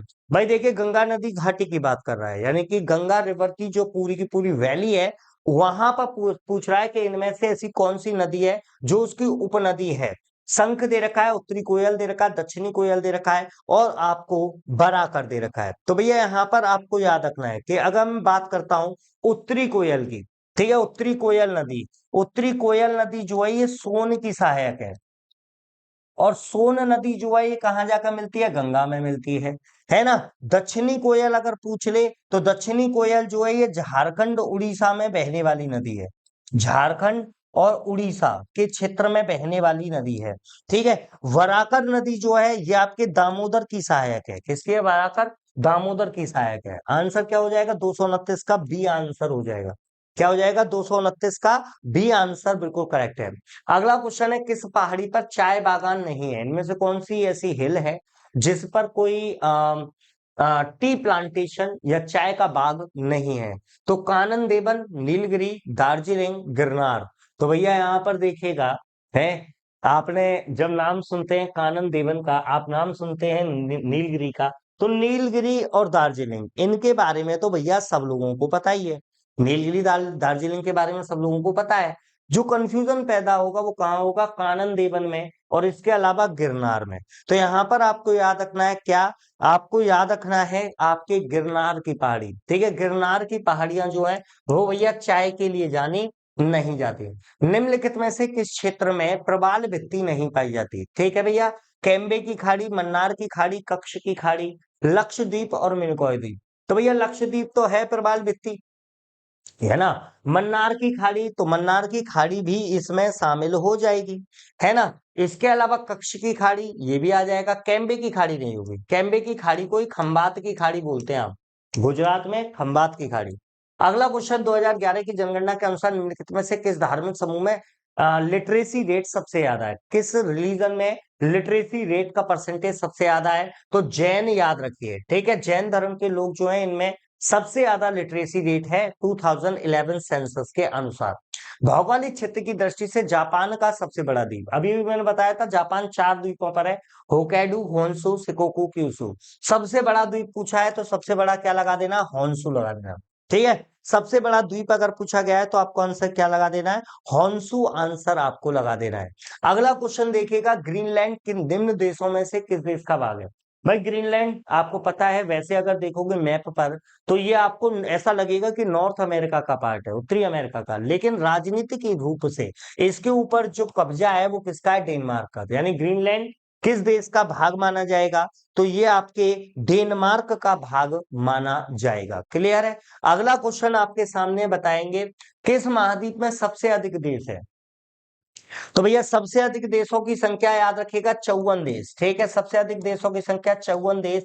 कहां पर है? अफ्रीका, अफ्रीका महाद्वीप में देशों की संख्या सबसे अधिक हो जाएगी 54। ठीक है, अगला क्वेश्चन, 2011 की जनगणना के अनुसार भारत के किस राज्य के आदिवासियों की आबादी का परसेंट उसकी कुल आबादी की तुलना में सबसे अधिक है? मतलब आपसे ये कह रहा है कि भारत का ऐसा कौन सा स्टेट है जिसकी शेड्यूल ट्राइब्स जो है, ट्राइबल पॉपुलेशन जो है, वो ट्राइबल पॉपुलेशन उसकी टोटल पॉपुलेशन का सबसे ज्यादा परसेंटेज है। उस राज्य का नाम आपसे पूछा जा रहा है। तो यहाँ पर आपको याद रखना है मिजोरम, ठीक है, मिजोरम राज्य आपको याद रखना है। यहाँ पर ट्राइबल पॉपुलेशन जो है ना वो टोटल पॉपुलेशन का सबसे ज्यादा परसेंटेज है। अगला क्वेश्चन, निम्न कॉफी उत्पादक क्षेत्रों में से कौन सा क्षेत्र कर्नाटक में नहीं है ना? चिकमंगलूर दे रखा है, कुर्ग दे रखा है, बाबा बुदनगिरी दे रखा है, फुलनेस दे रखा है, या कोई नहीं या एक से अधिक। तो भैया यहाँ पर एक चीज पर गौर करिएगा, ठीक है, यहाँ पर एक चीज पर गौर कीजिएगा, कह रहा कौन सा कर्नाटक में नहीं है। तो भैया यहाँ पर चिकमंगलूर कर्नाटक में है, बिल्कुल है। कुर्ग है, बिल्कुल है। बाबा बुदन है। फुलनेज नहीं है जी। फुलनेज कहाँ पर है? तो फुलनेज तमिलनाडु में है, ठीक है, फुलनेज कहाँ पर है? तमिलनाडु में। चलिए, भौगोलिक क्षेत्र की दृष्टि से भारत के निम्न जिलों में से कौन सा जिला सबसे बड़ा है? तो भैया सबसे बड़ा जिला किसके आधार पर? भौगोलिक क्षेत्र के आधार पर। तो ये आपका कच्छ, गुजरात का कच्छ। भारत के किस राज्य में वन्य जीव अभयारण्य सबसे अधिक संख्या में? कर्नाटक, तमिलनाडु, महाराष्ट्र, मध्य प्रदेश। भैया यहाँ पर गौर कीजिएगा, वन्य जीव अभयारण्य के आधार पर आपसे पूछ रहा है। तो भैया याद रखें, 49 वन्य जीव अभयारण्य के साथ में महाराष्ट्र पहले स्थान पर है। याद रखिए, पहले स्थान पर, ठीक है। निम्न हिमाचल पर्वत श्रेणियों में से किस पर्वत श्रेणी को अटल टनल पार करती है? अटल टनल की बात कर रहा है, अटल सुरंग की बात कर रहा है। तो अटल सुरंग, या पता है आपको, रोहतांग दर्रा, ठीक है, पता है ना, रोहतांग दर्रा। रोहतांग दर्रा किस श्रेणी का स्थित है? पीर पंजाल। आंसर क्या लगा दोगे? डी आंसर, ठीक है। भाई देखिएगा, ज्योग्राफी एक दूसरे से जुड़ी हुई है ना, चीजों को जोड़कर अगर पढ़ोगे तो लंबे समय तक चीजें याद रहेंगी। अटल टनल जो है, इसकी लंबाई 9.02 किलोमीटर है, ये भी याद कर लो, ठीक है, 9.02 किलोमीटर। इसके अलावा एक क्वेश्चन और पूछ सकता है आपसे कि अटल टनल जो है ये किसको किससे जोड़ती है? ठीक है, तो अटल टनल जो है ये जोड़ती है मनाली को लाहौल स्पीति से, ठीक है, मनाली को लाहौल स्पीति से जोड़ने का कार्य करती है। इसके अलावा कोई क्वेश्चन बनेगा नहीं। अगला क्वेश्चन देखो, 13वां प्रधान बंदरगाह किस राज्य में स्थापित किया जाने वाला है? ठीक है भाई, मैंने आपको पिछले एक क्वेश्चन आया था, उस क्वेश्चन में मैंने आपको यही बताया था कि भारत में मान्यता प्राप्त जो बंदरगाह हैं उनकी संख्या 13 है, ठीक है। तो आपको याद रखना है, आपके यहाँ पर एक बंदरगाह स्थापित किया जा रहा है और उसका नाम जो है वो रखा गया है वधवन, ठीक है, वधवन। क्या रखा गया है? वधवन बंदरगाह, इसका नाम है वधवन बंदरगाह। और ये वधवन बंदरगाह कहाँ स्थापित किया जा रहा है? तो याद रखिएगा, ये वधवन जो है, ये वधवन बंदरगाह ये पालघर में स्थापित किया जा रहा है। और पालघर कहाँ पर है? तो ये महाराष्ट्र का हिस्सा है। किसका है ये महाराष्ट्र का हिस्सा है। यानी आंसर क्या लग जाएगा यहाँ पर? आंसर आपको सी लगा देना है, महाराष्ट्र, ठीक है। अगला क्वेश्चन देख लो फटाफट, उद्योग और स्थान के निम्न जोड़ों में से कौन सा जोड़ा सही नहीं है, मतलब गलत बताना है।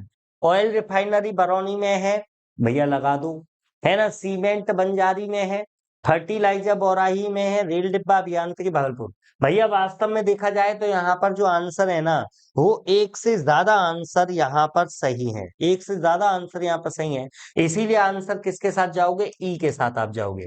अगला क्वेश्चन, बिहार के निम्न जिलों में से किस जिले में पीडमोंट स्वैम्प मिट्टी पाई जाती है? मधुबनी में, भागलपुर में, पश्चिमी चंपारण में, या सीतामढ़ी, या एक से अधिक, या कोई नहीं। भैया यहाँ पर देखिएगा, पीडमोंट मिट्टी की बात कर रहा है। यहाँ पर भी अगर हमसे पूछा जाता है कि पीडमोंट मिट्टी मुख्य रूप से बिहार में किस जगह पर प्राप्त होती है, तो यहाँ पर आपको जो आंसर याद रखना है वो आपको चंपारण डिस्ट्रिक्ट, ठीक है, पश्चिमी चंपारण मुख्य तौर पर याद रखिए। अगला देखिए, अटल सुरंग रोहतांग हिमाचल प्रदेश की लंबाई अभी भी बता के आया था 9.02 किलोमीटर, ठीक है। अगला क्वेश्चन देखिएगा, दामोदर कोयल सुवर्णरेखा नदियां निम्नलिखित में से किससे निकलती हैं? दक्कन के पठार, सेंट्रल हाईलैंड, छोटा नागपुर पठार, मेघालय का पठार। तो भैया छोटा नागपुर का पठार याद रखिए, छोटा नागपुर के पठार से ही दामोदर निकल रही है, छोटा नागपुर के पठार से ही कोयल निकल रही है, छोटा नागपुर के पठार से ही स्वर्ण रेखा। छोटा नागपुर का पठार जो है, इसको भारत का रूर क्षेत्र कहा जाता है। याद रखिएगा, कोयले के लिए फेमस है, इसीलिए इसको भारत का रूर क्षेत्र भी कहा जाता है। ये भी एग्जाम में पूछा गया है, किस लिए कहा जाता है? क्योंकि कोयला उत्पादन के लिए प्रसिद्ध है। याद रहेगा। चलिए, अच्छा एक क्वेश्चन मेरा है आपसे, आपको कमेंट में छापना है कि रूर क्षेत्र वास्तव में कहाँ स्थित है। रूर क्षेत्र वास्तव में कहाँ स्थित है ये आपको बताना है। चलिए, अगला देखिएगा, जियोडेसी वह विज्ञान है जो किससे संबंधित है dating of terrestrial rock, measurement of the dimension of the earth, measurement of the earth height and depression, recording the changes made by the crust। इसका सही आंसर है measurement of earth, measurement of the dimension of the earth, मतलब पृथ्वी के आयाम की माप के लिए जियोडेसी साइंस का प्रयोग किया जाता है। इंपॉर्टेंट क्वेश्चन है एग्जाम के हिसाब से। अगला क्वेश्चन है, महाद्वीपीय बहाव का सिद्धांत कॉन्टिनेंटल ड्रिफ्ट थ्योरी किसने दी? अभी बताया था, है ना। कॉन्टिनेंटल ड्रिफ्ट थ्योरी किसने दी थी? तो भैया नाम याद रखना है अल्फ्रेड वैगनर का, ठीक है। अल्फ्रेड वैगनर का नाम याद रखना है, जर्मनी के विद्वान थे। कहाँ के थे? जर्मन विद्वान थे ये। इन्होंने 1912 में एक थ्योरी दी और उस थ्योरी को कॉन्टिनेंटल ड्रिफ्ट थ्योरी के नाम से जाना जाता है। क्लियर रहेगा। अगले क्वेश्चन की तरफ बढ़ जाऊं। अगला क्वेश्चन है, सुंडा ट्रेंच किस द्वीप के समानांतर स्थित है? भाई सुंडा खाई, ठीक है, या कह लो सुंडा ट्रेंच कहां पर है ना। बहुत इंपॉर्टेंट क्वेश्चन है, बहुत बार आया है। सुंडा ट्रेंच ये तो सब लोगों को याद होगा, इंडोनेशिया के आसपास। और इंडोनेशिया में भी किस द्वीप पर के पास है? क्योंकि जावा और सुमात्रा ये दोनों ही जो है ये आपके इंडोनेशिया के द्वीप हैं, ये तो आप सभी को पता है। अब आपको क्या आंसर लगाना है, सुंडा कहाँ है? तो सुंडा जो है ये सुमात्रा द्वीप के पास में है। कहाँ? सुमात्रा। अगला देखिए, एक प्रभावी कोरियोलिसिस बल किस कारण होता है? देखो कोरियोलिसिस बल का मतलब क्या होता है भाई? कोरियोलिसिस बल जो है ना, कोरियोलिसिस का एक प्रमुख प्रभाव पवनों पर पड़ता है, विंड पर पड़ता है। हमारी पृथ्वी घूर्णन करती है, हमारी पृथ्वी रोटेट कर रही है, रोटेशन कर रही है। तो पृथ्वी के रोटेशन के कारण हमारी पृथ्वी के केंद्र से, मिडिल से बाहर की तरफ एक बल लगता है, उस बल को कोरियोलिसिस बल कहते हैं, ठीक है। यानी ये किससे संबंधित है? ये संबंधित है rotation of the earth, interior of the earth, मतलब पृथ्वी के अंदर से बाहर की ओर लगने वाला जो बल होता है उसको कोरियोलिसिस बल के नाम से जाना जाता है। अगला क्वेश्चन देखिएगा, तो किस देश की मृत सागर के साथ भूमि सीमा नहीं है? भैया यहाँ पर देखिएगा, अगर मैं देशों की बात करता हूं, मृत सागर डेड सी की बात करूं, तो डेड सी की सीमा देखो इजराइल से मिलती हैं, जॉर्डन से मिलती हैं, लेबनान से नहीं मिलती। यानी आंसर एक से तो अधिक ही है। तो आंसर क्या लगाओगे? ई आंसर लगाओगे, ठीक है। जब एक से ज्यादा आंसर ठीक होते हैं तो उस जगह पर आपको आंसर क्या लगाना होता है? ई लगाना है। अगला क्वेश्चन देखिएगा, इल्मेनाइट जो कि भारतीय तटीय रेखा यानी कोस्टल एरिया के साथ में फैला हुआ है, किस में, इनमें से किसका खनिज है? टंगस्टन का है, टाइटेनियम का है, गैलियम का है, टिन का है, या कोई नहीं, या एक से अधिक? तो भैया यहाँ पर देखिएगा, गौर कीजिएगा, इल्मेनाइट की अगर मैं बात करूं तो इल्मेनाइट जो है ना, ये किससे संबंधित है? ये टाइटेनियम खनिज से संबंधित है। किससे? टाइटेनियम खनिज। अगला क्वेश्चन देख लो भाई, एक और बेहतरीन प्रश्न है ना। यहां से आपको क्या करना है? यहां से आपको छांटना है, कूट देखकर आंसर देने हैं।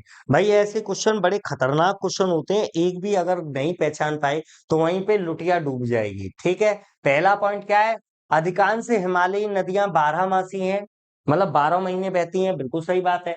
अधिकांश प्रायद्वीपीय नदियां वर्षा पर निर्भर है, ठीक है। तो जो प्रायद्वीपीय पेनिसुलर रिवर जो है वो डिपेंड करती हैं किसके ऊपर? रेन के ऊपर, ठीक है। पहला पॉइंट सही है भैया, ठीक है। हिमालयी नदी की ढाल प्रायद्वीपीय नदी की तुलना में अधिक खड़ा है, बिल्कुल सही बात है। हिमालयी नदियों का जो बहाव है ना वो तेजी के साथ में है ना, पश्चिम से पूर्व की तरफ, ये वाला पॉइंट भी ठीक है।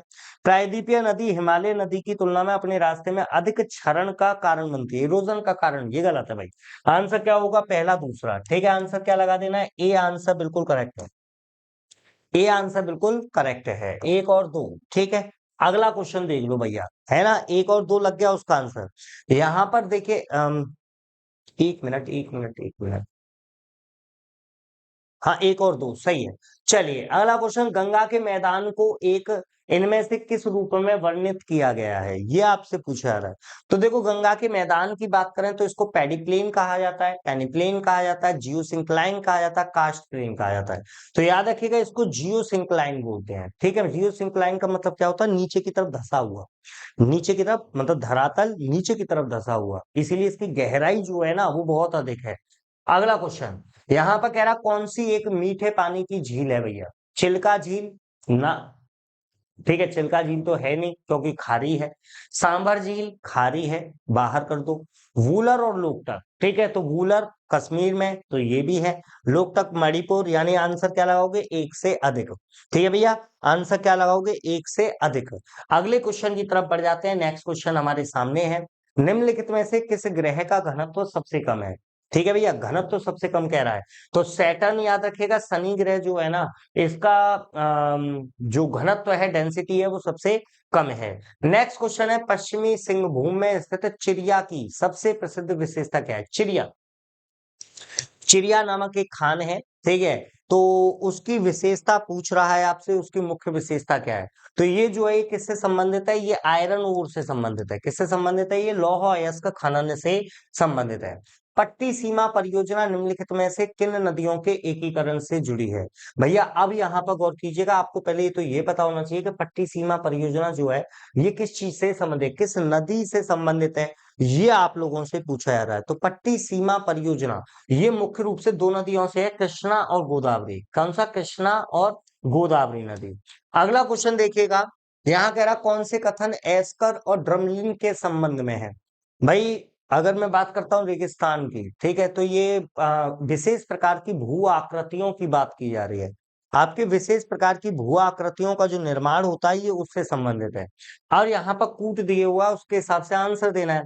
एस्कर क्रूड बेडेड बजरी रेत की लकीरें हैं, बिल्कुल सही बात है भैया, ये वाला पॉइंट ठीक है ना। ड्रमलिन ज्यादातर बोल्डर और मिट्टी के बने होते हैं, बोल्डर मतलब थोड़े बड़े आकार के पत्थर, बोल्डर, ये भी ठीक है। अंडे की टोकरी स्थलाकृति एस्कर युक्त इलाकों की विशेषता, ये गलत है भाई, ठीक है। एस्कर ग्लेशियरों की धाराओं द्वारा निर्मित होते हैं, ड्रमलिन ग्लेशियर की क्रिया से उत्पन्न होते हैं, ठीक है। ये जो दोनों निर्माण होते हैं ना, ये विशेष प्रकार की भू आकृतियां होती हैं, जिस किससे बनती हैं, ग्लेशियर से। आंसर 1, 2 और 4 लगा दो भाई, क्या लगा दो, 1, 2 और 4, यानी सही आंसर क्या हो जाएगा, बी आंसर बिल्कुल करेक्ट है। अगले क्वेश्चन की तरफ बढ़ जाते हैं। अगला क्वेश्चन देख लेते हैं, भूमिगत कोयले का दहन किस राज्य में होता है। ठीक है, जो आपका अंडरग्राउंड कोल है ना, उसका सबसे ज्यादा दहन जो कंबस्टन होता है ना, कंब्यूशन होता है, वो सबसे ज्यादा कौन करता है। पश्चिम बंगाल करता है, बिहार करता है, झारखंड करता है, उड़ीसा, या फिर एक से ज्यादा सही है, या फिर कोई नहीं सही है। ठीक है, तो यहाँ पर आपको किसका नाम याद रखना है, झारखंड का याद रखना है। झारखंड राज्य के द्वारा भूमिगत कोयले का सबसे अधिक दहन किया जाता है। अगला क्वेश्चन है, सौर मंडल का प्रधान आकाशीय पिंड, ठीक है, यानी कि भैया heavenly body of solar system. तो भैया सोलर सिस्टम का मुखिया, सौर मंडल का मुखिया कौन है, तो सबको पता है, सूर्य देवता। अगला देखो, पृथ्वी की आंतरिक परत नीचे, भैया आपको पता है हमारी पृथ्वी, ठीक है, हमारी पृथ्वी की जो पृथ्वी का जो धरातल है, उस धरातल को 3 भागों में बांटा जाता है। ठीक है, धरातल को 3 भागों में बांटा जाता है। इन 3 भागों में भैया आपको पता है, सबसे पहला जो बंटवारा किया गया था, सबसे ऊपर का भाग सियाल कहलाता था, बीच वाला भाग सीमा कहलाता था, अंदर वाला भाग नीफे कहलाता था। ये जो बंटवारा किया गया था, ये जो डिस्ट्रीब्यूशन किया गया था, ये हमारे धरातल में पाए जाने वाले खनिजों, मिनरल्स के आधार पर था। यहाँ एसआई जो है, ये सिलिका को, एल्युमिनियम को दिखाता है। एसआई सिलिका, मैग्नीशियम, निकेल और लोहा। ठीक है, ये था पहला बंटवारा। बाद में क्या हुआ, बाद में आगे चलकर भूकंप की तरंगों के आधार पर इनके नाम चेंज हो गए। इसे पहले सबसे आगे क्रस्ट को कहा गया, है ना, सबसे बाहर की परत जो है, जिसका हम निवास कर रहे हैं, भूपर्पटी। इसके बाद दूसरी परत जो थी, इसको मेंटल कहा गया, मेंटल, या हिंदी में इसको प्रवार कहते हैं। और सबसे अंदर की परत जो थी, इसको कोर कहा गया, या इसे केंद्र के नाम से जाना जाता है। तो आपकी पृथ्वी का सबसे पहले पृथ्वी के धरातल का जो डिस्ट्रीब्यूशन किया गया था, वो इस आधार पर किया गया था। और किसने किया था, तो एडवर्ड स्वेस, सबसे पहला बंटवारा जो किया था, वो किसने किया था, एडवर्ड स्वेस ने, सियाल, सीमा, नीफे। अब यहाँ पर क्वेश्चन ये है कि भैया नीफे जो है, क्वेश्चन क्या है, ठीक है, कहाँ गया भाई क्वेश्चन, हाँ, क्वेश्चन क्या है कि नीफे जो है वो किन तत्वों से बना हुआ है, तो निकेल और लोहा, निकेल और लोहा, यानी कि आंसर क्या हो गया, डी आंसर बिल्कुल करेक्ट है। अगला क्वेश्चन देख लो भाई, अगला क्वेश्चन देख लेते हैं, क्या है, भौगोलिक अपर्दन चक्र की संकल्पना, ठीक है, यानी कि आपका जो ज्योग्राफिकल साइकिल ऑफ इरोजन है, उसकी कॉन्सेप्ट किसने दी थी। तो यहाँ पर डेविस जी का नाम याद रखे, WM डेविस। ठीक है, अगला क्वेश्चन देख लो, गरजने वाला चालसा, अरे वाह भाई, ठीक है, इसको roaring 40s, फरियस 50s, shrinking 60s कहा जाता है। ये क्या है? तो ये भैया दक्षिणी गोलार्ध सदर्न हेमीस्फीयर में, जो सदर्न हेमीस्फीयर के हाई लैटिट्यूड होते हैं, इनको हॉर्स लैटिट्यूड भी कहा जाता है ना, तो अश्व भी कहा जाता है। तो उन पर कुछ विशेष प्रकार की तेज गति की हवाएं चला करती हैं, तो उन्हें कुछ नाम दिया गया है, जिनको आप लोग चीखता, गरजता चालीसा, या फिर आपके क्रुद्ध पचासा या चीखता साठा कहा गया है। ये दोनों, ये हवाएं कहाँ पर चला करती हैं? तो ये सदर्न हेमिस्फीयर में चलती हैं, दक्षिणी गोलार्ध में। सार्गेसो सागर इनमें से किसका भाग है? हिंद महासागर, आर्कटिक का, उत्तरी अटलांटिक का, दक्षिण अटलांटिक। भाई सार्गेसो सागर की स्थिति के बारे में पूछ रहा है कि ये किसका भाग है, तो यहाँ पर याद रखिएगा ये उत्तरी अटलांटिक महासागर। सार्गेसो जो है ना, ये बेसिकली यहाँ पर एक विशेष प्रकार की समुद्री घास पाई जाती है सार्गेसम नाम की, उसी के नाम पर इसका नाम सार्गेसो पड़ गया है। भारत और चीन के बीच सीमा रेखा, रे बड़ा आसान क्वेश्चन है। भारत और चीन के बीच की सीमा क्या हो जाएगी? मैकमोहन। रेड क्लिफ रेखा भारत पाकिस्तान। इंदिरा पॉइंट भारत का सबसे दक्षिणतम बिंदु है निकोबार द्वीप पर। डूरंड रेखा पाकिस्तान अफगानिस्तान या भारत अफगानिस्तान के बीच। ठीक है। अगला क्वेश्चन, राजस्थान में बहुत कम वर्षा काहे होती है? राजस्थान में है ना बहुत कम वर्षा होने का कारण क्या है? तो भैया यहाँ पर क्या है? पहला, मानसून इस क्षेत्र में पहुंचने में असफल रहता है। भाई गलत बात है, मानसून तो खूब पहुंचता है। मानसूनी हवाएं जो हैं, वो मानसूनी हवाएं तो यहाँ पर खूब पहुंचती हैं, तो ये कारण तो है नहीं, यानी पहला क्या हो गया? गलत। यहाँ बहुत गर्मी होती है, भैया ये भी कोई कारण नहीं है। हवाएं किसी प्रकार की बाधाओं को पार नहीं करती हैं, जिसके कारण ठंडा होने के लिए आवश्यक ऊंचाई ना, बिल्कुल नहीं। सही आंसर क्या है? यहाँ जल उपलब्ध नहीं है और इस प्रकार हवाएं शुष्क रहती हैं। भाई एक और कारण है, ठीक है, एक और कारण है। जो राजस्थान में हिमालय पर जो आपके अरावली पर्वत है, ठीक है, राजस्थान में अरावली पर्वत की जो स्थिति है ना, वो अरावली पर्वत की स्थिति के कारण भी वहां पर वर्षा कम होती है, क्योंकि वो मानसूनी हवाओं को रोक नहीं पाती। अगला देखिएगा, निम्न कथनों पर विचार कर लें भैया।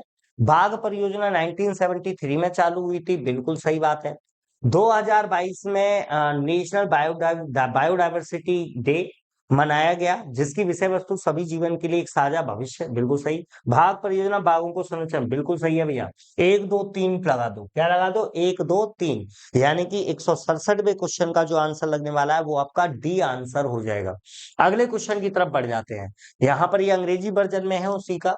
चलिए, करेबा किस प्रकार की खेती के लिए प्रसिद्ध है? करेबा, है ना भैया, पहले तो ये जानो करेबा क्षेत्र है कहाँ पर। तो करेबा क्षेत्र जम्मू कश्मीर है, और जम्मू कश्मीर किसके लिए जाना जाता है? तो केसर उत्पादन, पता है ना। जम्मू कश्मीर किसके लिए आना जाता है? केसर उत्पादन के लिए आना जाता है, तो अब याद रहेगा करेबा क्षेत्र।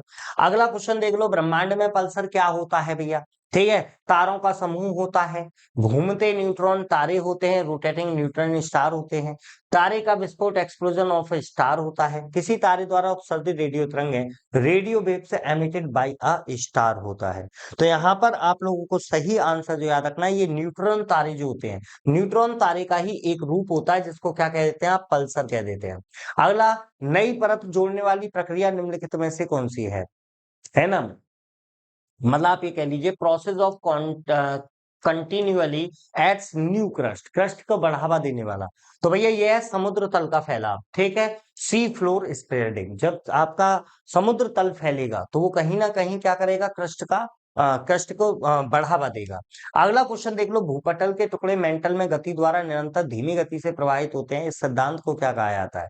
अरे वाह भाई, ठीक है, अभई अभई में बता के आया था, है ना। Theory that states pieces of the earth crust are in constant slow motion driven by movement in the mantle is called, ठीक है भैया। आपको पता है, मैंने पृथ्वी के धरातल का बंटवारा अभी आपको बताया था।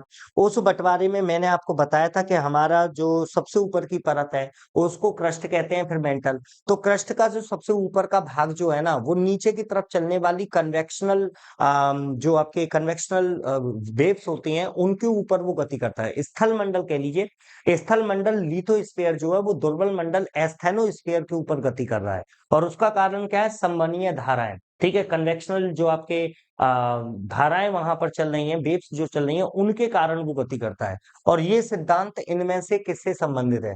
तो अभी अभी पढ़ के आए हो भैया, जो मैंने आपको बताया था प्लेट टेक्टोनिक थ्योरी जो है वो इसी के ऊपर डिपेंड करती है। अगला क्वेश्चन भैया क्या कह रहा है? स्विप व्रेक टूरिज्म के संदर्भ में सूची रीफ एमिसॉल ग्रांडे द्वीप पर भारतीय जल में जहाजों के मलबे का पता लगाया गया है। ये स्थान कहाँ पर है? ये भैया जगहों के नाम है, घबराना नहीं है। सुंची रीफ, एमिसॉल, ग्रांडे, है ना, ये जगहों के नाम है, प्लेसेस के नाम है। ऐसा नहीं है नाम पढ़ के और घबरा जाओ और आंसर गलत कराओ। ठीक है, ये सब कहाँ पर स्थित है, बस इतना है पूछ रहा है। गोवा तट के बाहर। कहाँ पर है ये? गोवा तट के बाहर स्थित है। अगला क्वेश्चन यहाँ पर कह रहा है था डिंगविट महोत्सव का 3 दिवसीय उत्सव किस देश में मनाया जाता है? एक फेस्टिवल है था डिंगविट के नाम से। आपसे पूछ रहा है ये जो फेस्टिवल है, ये फेस्टिवल कहाँ पर मनाया जाता है? सिंपल याद रखिएगा, ये म्यांमार से संबंधित है। कहाँ से है ये? म्यांमार से संबंधित है।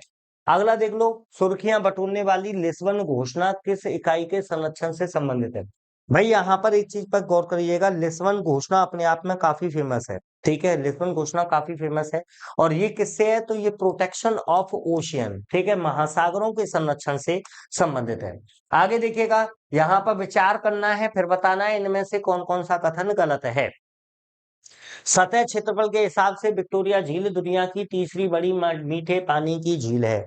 तीसरी बड़ी तो तीसरी बड़ी भैया हो जाएगी। ठीक है, तीसरी बड़ी हो जाएगी, यानी कि यहाँ पर पहला ऑप्शन क्या हो गया? सही। ठीक है, पहला ऑप्शन ठीक है।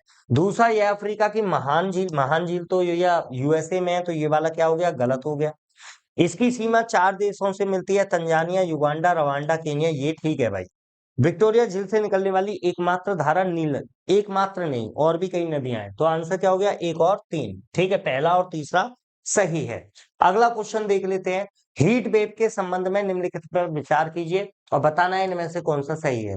यदि किसी मैदानी इलाके का अधिकतम तापमान कम से कम 300 डिग्री सेल्सियस हो, इससे अधिक तक पहुंच जाए तो उसे हीट वेव माना जाता है। भाई 300 डिग्री सेल्सियस, ठीक है, कितने की बात कर रहा है? 300 डिग्री सेल्सियस की बात कर रहा है। भैया बहुत टेम्परेचर हो गया ये, बहुत टेम्परेचर हो गया। ठीक है, तो यहाँ पर ये वाला जो है ना, ये गलत है ना। यहाँ पर कह रहा है 300 या 30 डिग्री होना चाहिए, ये भी बहुत हो गया। यदि किसी पहाड़ी इलाके का अधिकतम तापमान कम से कम 40 डिग्री सेल्सियस या इससे अधिक तक पहुंच जाता है तो उसे हीट वेव कहते हैं। भैया ये भी गलत है, ये भी गलत है। ठीक है, डी आंसर लगाओ। अगला क्वेश्चन,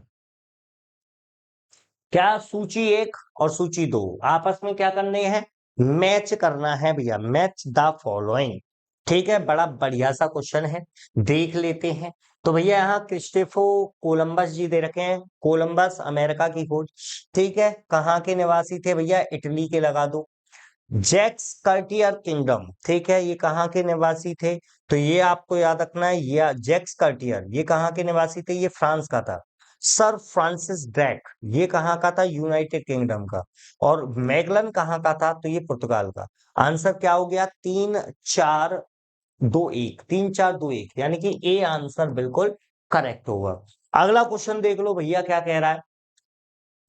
अगला क्वेश्चन देख लो, यूएई के रियासती राज्य, ठीक है, यूएई में मतलब कौन कौन शामिल है? तो भैया यहाँ पर इनके नाम याद कर लेना, क्योंकि नामों पर ऐसे तो कभी क्वेश्चन इतने सारे याद भी नहीं रह सकते। है तो इनको बस याद कर लीजिए, यूएई में कौन कौन शामिल है। तो देखो, Abu Dhabi, Dubai, Sharjah, Ajman, Umm al Quwain, Fujairah, Ras al खैमा, ये सारे क्षेत्र यूएई के ही पार्ट है। अगला क्वेश्चन देख लेते हैं, स्वर्ण रेखा नदी निम्नलिखित में से किस गांव के पास से निकलती है? ठीक है, ओरमांझी, मंदार, हेडल या नगरी। भैया यहाँ पर गांव का नाम पूछा रहा, लो जी, गांव से भी क्वेश्चन आ गया, अब आप समझ लेना। तो नगरी गांव है, नगरी गांव के पास से निकलती है स्वर्ण रेखा नदी। ठीक है, यहाँ पर भैया राष्ट्रीय उद्यान दे रखे हैं, आपसे कह रहा है इनमें से कौन कौन सा बिहार में है। ठीक है, इनमें से कौन कौन सा बिहार में है, ये आप लोगों से पूछा जा रहा है। तो देखो यहाँ पर दुधवा जो है ये लखीमपुर खीरी में है, उत्तर प्रदेश में, ये तो पता ही है सबको। यानी दूसरा तो आंसर है ही नहीं, दूसरा आंसर नहीं है, तो ये गलत और ये गलत। ठीक है भैया, गजनेर के बारे में याद रखना, गजनेर कहाँ पर है? बीकानेर। यानी कि अब तीसरा आंसर नहीं हो सकता, अब तीसरा आंसर नहीं हो सकता। ठीक है, तीसरा आंसर नहीं हो सकता, तो आंसर 1 और 4 लगाना है। आंसर क्या हो गया? A answer. ठीक है, आंसर क्या हो जाएगा? ए आंसर बिल्कुल करेक्ट होगा। आगे की तरफ चलते हैं, अगला क्वेश्चन आ गया 81वां। गैंगेटिक डॉल्फिन, आपको पता है भैया राष्ट्रीय जलीय जीव है ना, नेशनल वाटर वाटर एनिमल, ठीक है, किसको कहा जाता है? Gangetic dolphin. मतलब गंगा नदी में जो डॉल्फिन पाई जाती है उसको राष्ट्रीय जलीय जीव घोषित किया गया, उसके बारे में फैक्ट है। यहाँ पर देखिएगा, गंगा नदी की डॉल्फिन को IUCN की रेड लिस्ट के तहत लुप्तप्राय, हाँ जी बिल्कुल लुप्तप्राय की श्रेणी में आता है। कोई क्रिस्टलीय नेत्र लेंस नहीं है जो इसे प्रभावी रूप से अंधा बना देती है। बिल्कुल भैया, अंधी होती है। इको लोकेशन का उपयोग कर आगे बढ़ती है और शिकार करती है। भारत के राष्ट्रीय जलीय जीव, बिल्कुल भैया सारे सही है यहाँ पर, ठीक है, चारों के चारों कथन जो है वो 100% करेक्ट है। अगला क्वेश्चन देख लेते हैं। भारत के किस राज्य में चांदी का उत्पादन होता है? ठीक है भैया, उड़ीसा दे रखा है, आंध्र प्रदेश दे रखा है, गुजरात दे रखा है, बिहार दे रखा है। तो भैया सिंपल सी बात है, याद रखिएगा आंध्र प्रदेश, ठीक है, आंध्र प्रदेश। वैसे आपने कोलार वगैरह की खान तो सुन रखी है ना, तो आंध्र प्रदेश। अगला क्वेश्चन देखिएगा, छोटा नागपुर में प्राथमिक स्तर पर अर्थव्यवस्था आधारित थी, ठीक है, किस पर? तो भैया छोटा नागपुर का पठार, ये आपका क्षेत्र जो है किस पर? तो वनों पर प्राथमिक स्तर पर अर्थव्यवस्था आधारित थी। अगला क्वेश्चन, चलिए इतने ही क्वेश्चन है। हाँ भाई, चलिए तो भैया इसी के साथ में ज्योग्राफी का प्रैक्टिस सेट हमारा हो जाता है समाप्त, है ना? जो इसका जो आपका PDF है, इस वीडियो का PDF जो है वो आपको टेलीग्राम लिंक वगैरह पर मिल जाएगा। वीडियो कैसी लगी है, क्वेश्चन आपको कैसे लगे हैं, अच्छा लगा या नहीं, कमेंट करके मुझे जरूर बताइएगा। इसी के साथ में आज की क्लास को यहीं पर हम लोग समाप्त करते हैं। नेक्स्ट वीडियो में नई इंफॉर्मेशन के साथ दोबारा मुलाकात करूंगा। तब तक के लिए जय हिंद, जय भारत।